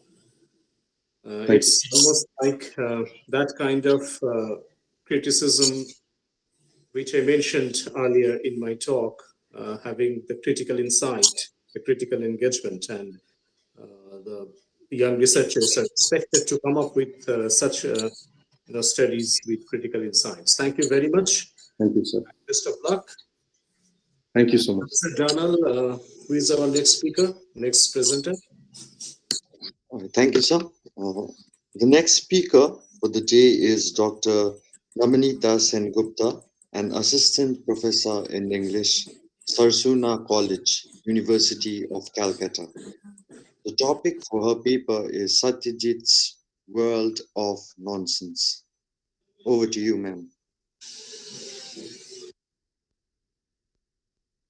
Ishwar, I think she is not present here now. So you can just move over to the next presenter. In that case, we'll move on to the next presenter of the day, who is Bijoy Mandal. He is a PhD research scholar in Vidyasagar University, Department of Political Science. And the topic for his paper is Cinematic Responses to the Great Bengal Famine, 1943, an overview of Ray's Ashani Sanket. Over to you, sir. হ্যাঁ, শোনা যাচ্ছে তো? Yes, you are audible. Yes. Okay. Thank you. My title name of my paper is Cinematic Responses to the Great Bengal Famine of 1943, an overview of Rai Asani Sanket. This paper, the present paper, is an attempt to analyze the film Asani Sanket by the revisiting of the Great Bengal Famine of 1943. আমার সোনার দেশে অবশেষে মন্বন্তর নামে at last great famine descended in our golden land. The great famine that appeared in our undivided Bengal in 1943 is now a mute history after 75 years of its arrival, but still its devastating and miserable and cruel scenes are vivid in the memory in our Bengal society. So it is still relevant in this 21st century Bengal. First to say, the causes behind the disaster's famine were not only natural calamities as believed by many people. Rather, British colonial policy and cruel exploitation of colonial masters was mainly instrumental behind the human disaster. The lackeys of imperialist power, the native dishonest traders, contractors, moneylenders, borders, black marketers contributed not less than their masters.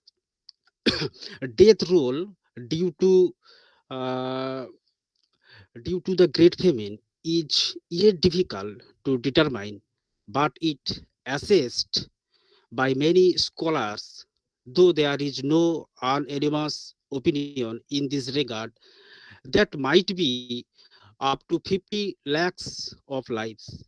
But death toll is not enough to assess the loss, one second, loss incurred by the famine. Rather, the famine left some long-lasting marks on the social life of Bengal. Still now we have the brunt of devastation due to occurrence of that famine, not only in our economy but also in our social life.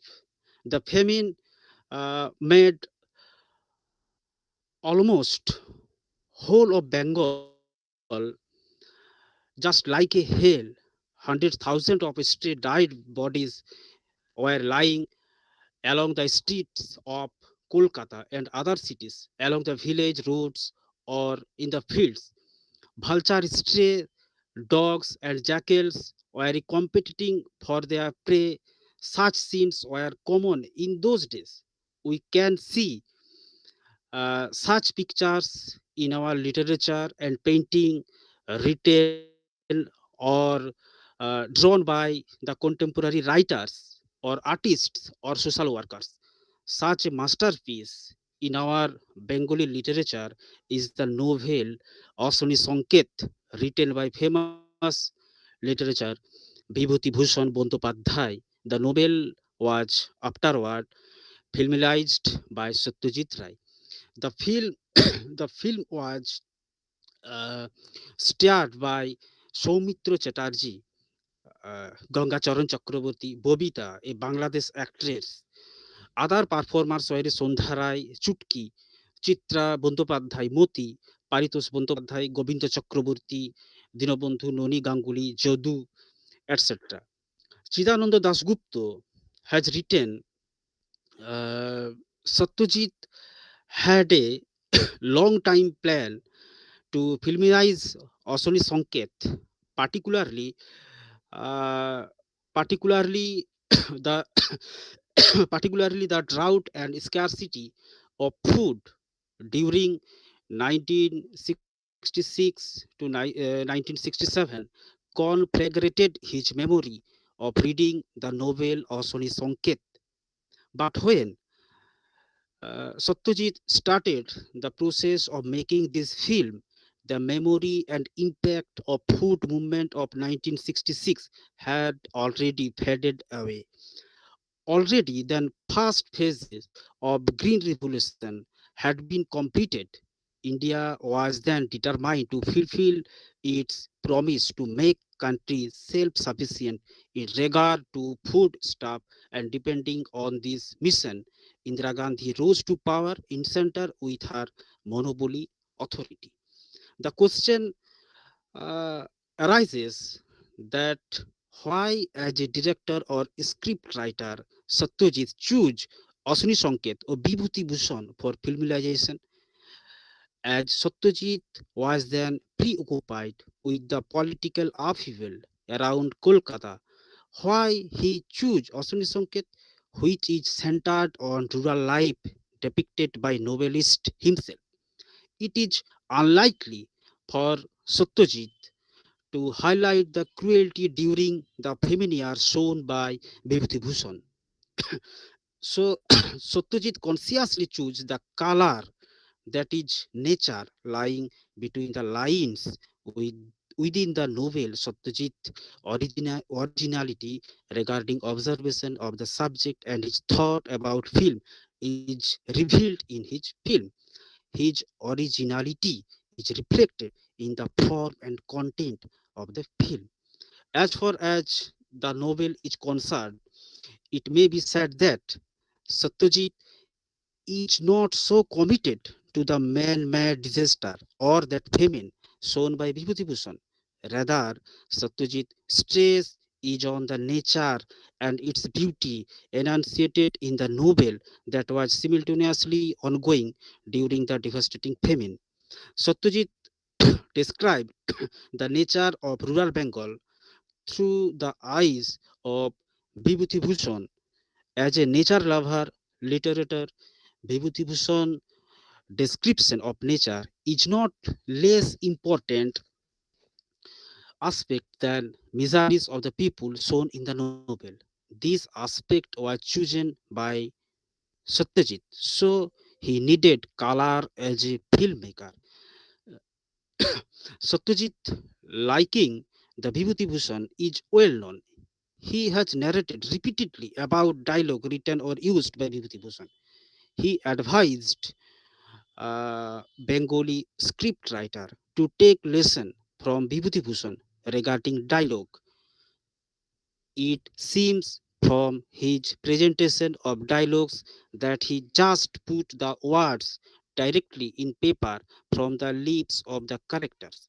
Such dialogues are so appropriately followed by the character that appearances of that character as it looks vivid to the reader, though the author has not described his physical appearances. Without extraordinary observation, power, and money, presentation of such dialogue is not possible. Though, in general, Satyajit followed the narrative of Vibhuti have, but he has made some major changes in his script. For example, in the original novel, Gangacharan and Ananga had two words, whereas Satyajit has shown the couple having no issue and the couple here are young. Just he indicated in the last part of the film a chance of coming of an issue.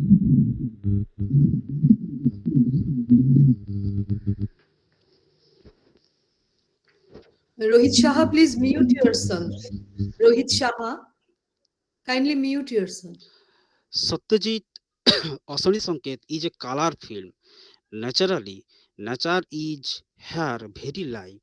There is a gulf departure from the novel. Rural Bengal is here full of greenery. There is no drought or flood. Is it possible for appearances of such a disastrous famine without any natural calamity? Film starts with the scene. Vast expanses of land is green with crops, ponds of full of water, paddy field seems extended to the horizon. Satyajit has given much spaces for each and every artist. Gangacharan, Ananga, village headman Mr. Biswas, they were unaware of imminent disaster.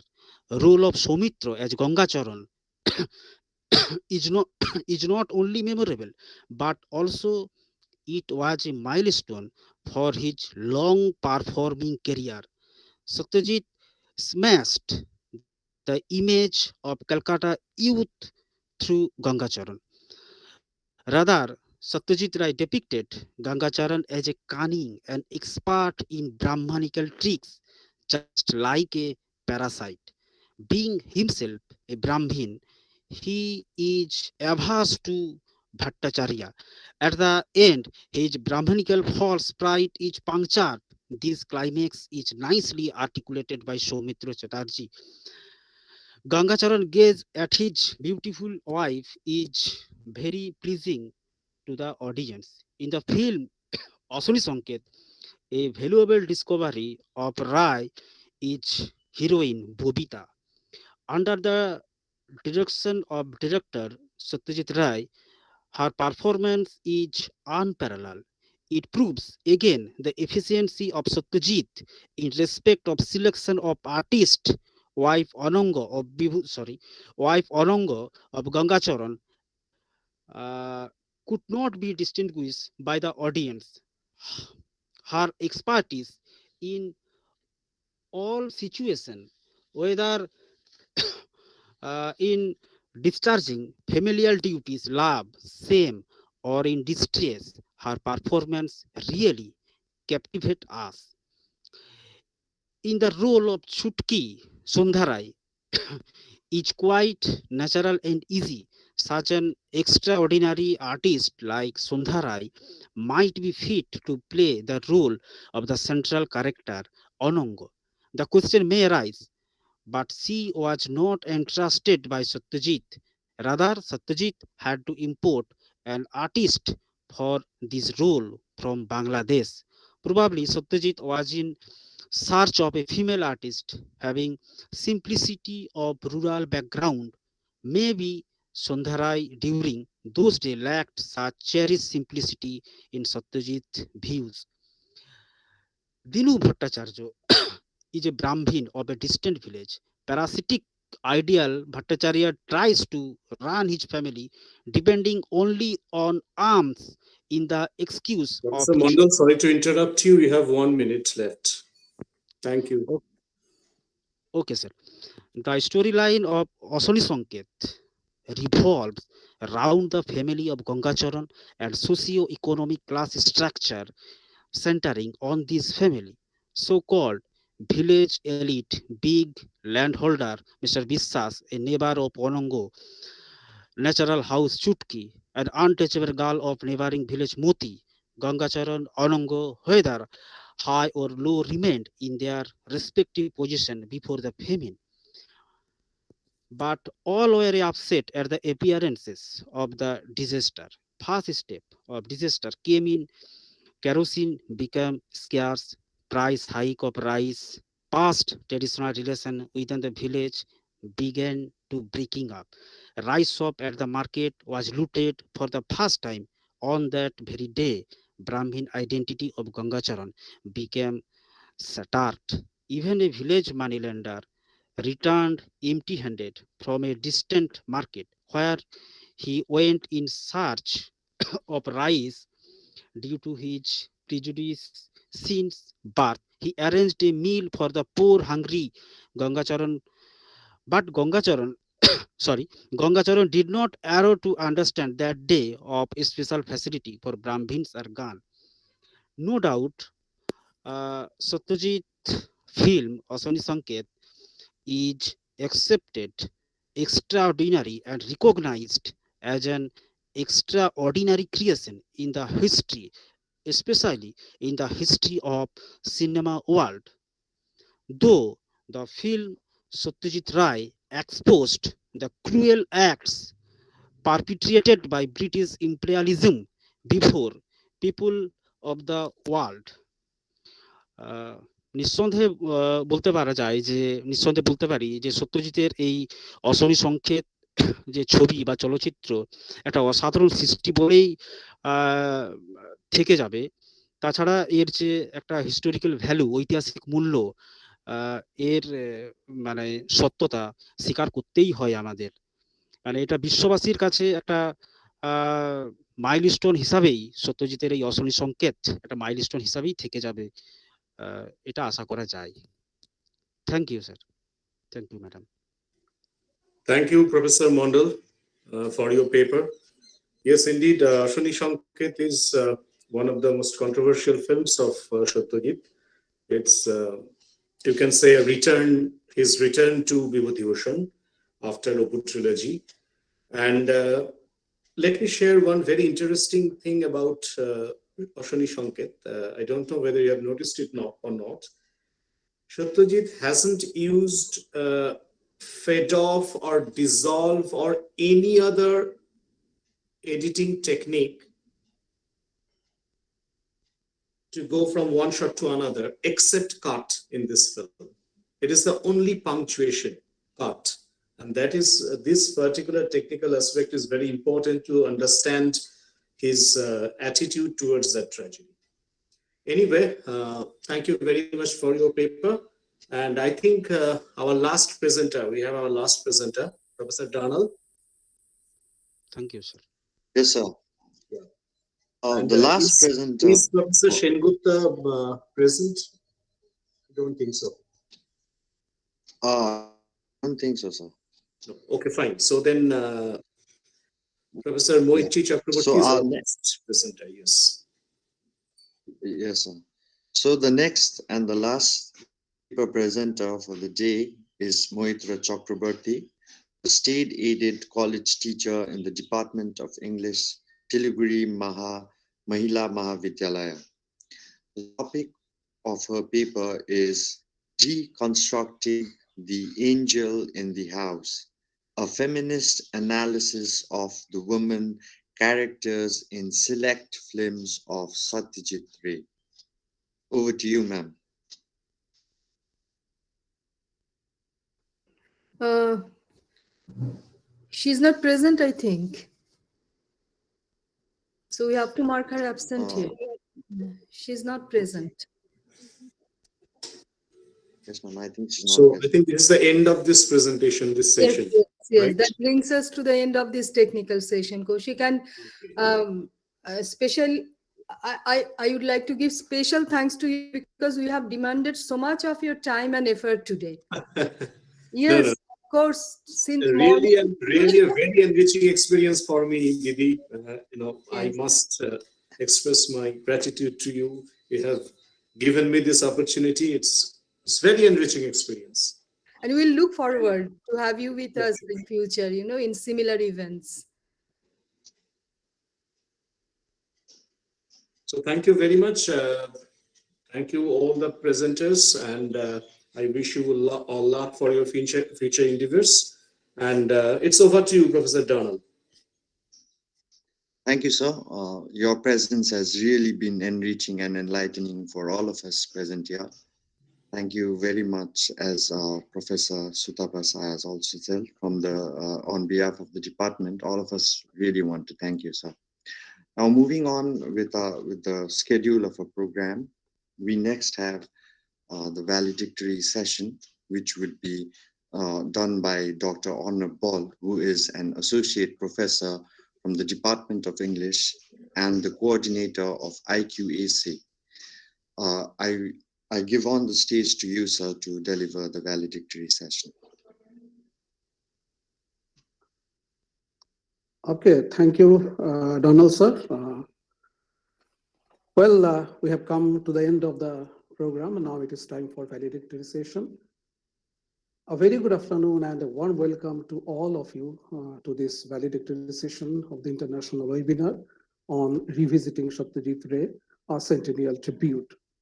Throughout the day, we have had deep insights on various aspects of Ray, his films, writings, musics, and other acts of creativity. The aim of our Centennial tribute was precisely this: to attempt a comprehensive analysis and interpretation of his works within a short span of time. Needless to say, with the participation of great scholars on Satyajit Ray, renowned director and literature, and researchers, we have achieved our target. Early in the morning, Professor Rochana Majumdar's keynote speech set the stage for extensive discussion on Ray's legacy. In her speech, she has shown how Ray has emerged as a chronicler of post-colonial India in his films much before the availability of body of literature and historical narratives on this. Citing example from Ray's films, she has explained in details the director's use of aesthetic strategies in offering a critique of our state of impasse, which has set in the process of our negotiations with the post-independence modernity. She has observed a strain of pent-up anger in the films of Ray, which cannot be easily transcribed into a political script for social reform, thereby inviting us to relook into Ray's brand of politics, which is an expression of a failed angst in translating Gandhi, Tagore, and Nehruvian ideology in the post-colonial India. Renowned filmmaker Tanvir Mukammal's inaugural speech, and also in his recorded detailed appraisal of Ray's projected appraisal, he has projected Ray as a quintessential humanist. To Mukammal sir, Ray is the vanguard of India's tryst with modernity. Citing examples from Ray's films, he has shown how Satyajit Ray's films offer critical insight on the issue of organized religion, patriarchy, power, and the women questions as revealed in our social fabric. As a whole, his films appreciate Upanishadic philosophy of Charoibati. Among all stress and strain, life goes on. It is this endless journey and our acquired knowledge from this which will act as necessary impetus for a future change. Our next speaker was Kaushik Rai. In his detailed deliberation, Rai has pointed out an important lack in our appreciation and appropriation of Ray's films. Our response to Ray has since long followed a common trajectory, which is praise or brickbats, but not enough critical analysis of his versatility in the context of our experience of the fissures of reality of modern independent India. By analyzing in detail Ray's trilogy, Kaushik has shown how Satyajit Ray's films can be considered the part of project of nation building. Ray's style changed from lyrical to the direct to static as India's destiny transformed from the pre-independence hope to facing the post-independence stark reality to a state of stagnancy. Our GB President Jayant Malik, with his brief observation, has enthralled us all. His critical words on the filmmaker Roy shows how Ray's films are part of our everyday living, how all our emotions finds an echo in Ray's filmic frames. Bashanta Barman's paper Narrative Theory of Race Pather Pachali, through its analysis of Pather Pachali, has shown how Satyajit Ray was the harbinger of a new narrative style in the Indian cinema with its secular casuality and a linear narration that marked a departure from conventional HHV hero-heroine villain structure that for long dominated Indian cinematic sky. Vijay Mandal's paper, Cinematic Response from the Great Bengal Famine 1943, an overview of Ray's Ashwini Sanket, is an analysis of Ray's cinematic adaptation of Vibhutibhushan Bandyopadhyay's novel on infamous Great Bengal Famine of 1943. With his inimitable expertise as a director, Ray was able to capture the magnitude of the strategy, which, as the film suggests, was man-made rather than an aberration of nature.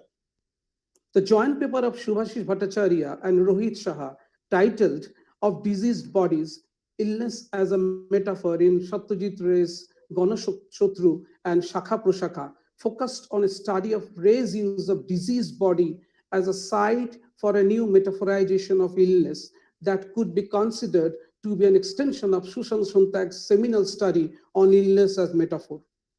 Their brilliant analysis of the films show how Ray metaphorizes illness, but does not consider this as a process of contributing to a furthering of the disability, which both depictions focuses on internalizations of the disease and disease instead of manifesting on physical plane.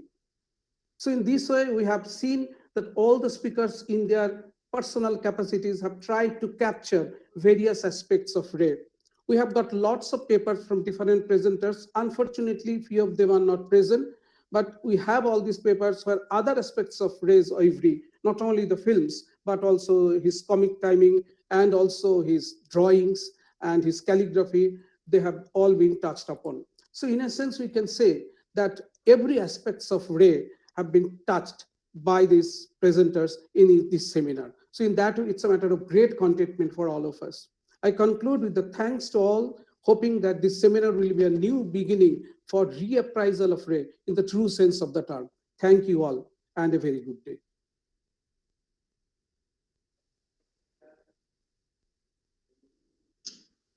Ishwar sir, it is to you. Thank you, sir, for your kind words. We have finally come to the end of this webinar. And for this, I would request Professor Nimu Rai, Assistant Professor from the Department of English, Surya Mahavidyalaya, to convey the vote of thanks. Over to you, Nimu ma'am. Thank you, sir. I hope I'm audible. Yes, ma'am. Good afternoon, one and all present in today's webinar on revisiting Satyajit Ray, Centennial Tribute, organized by the Department of English, Surya Mahavidyalaya.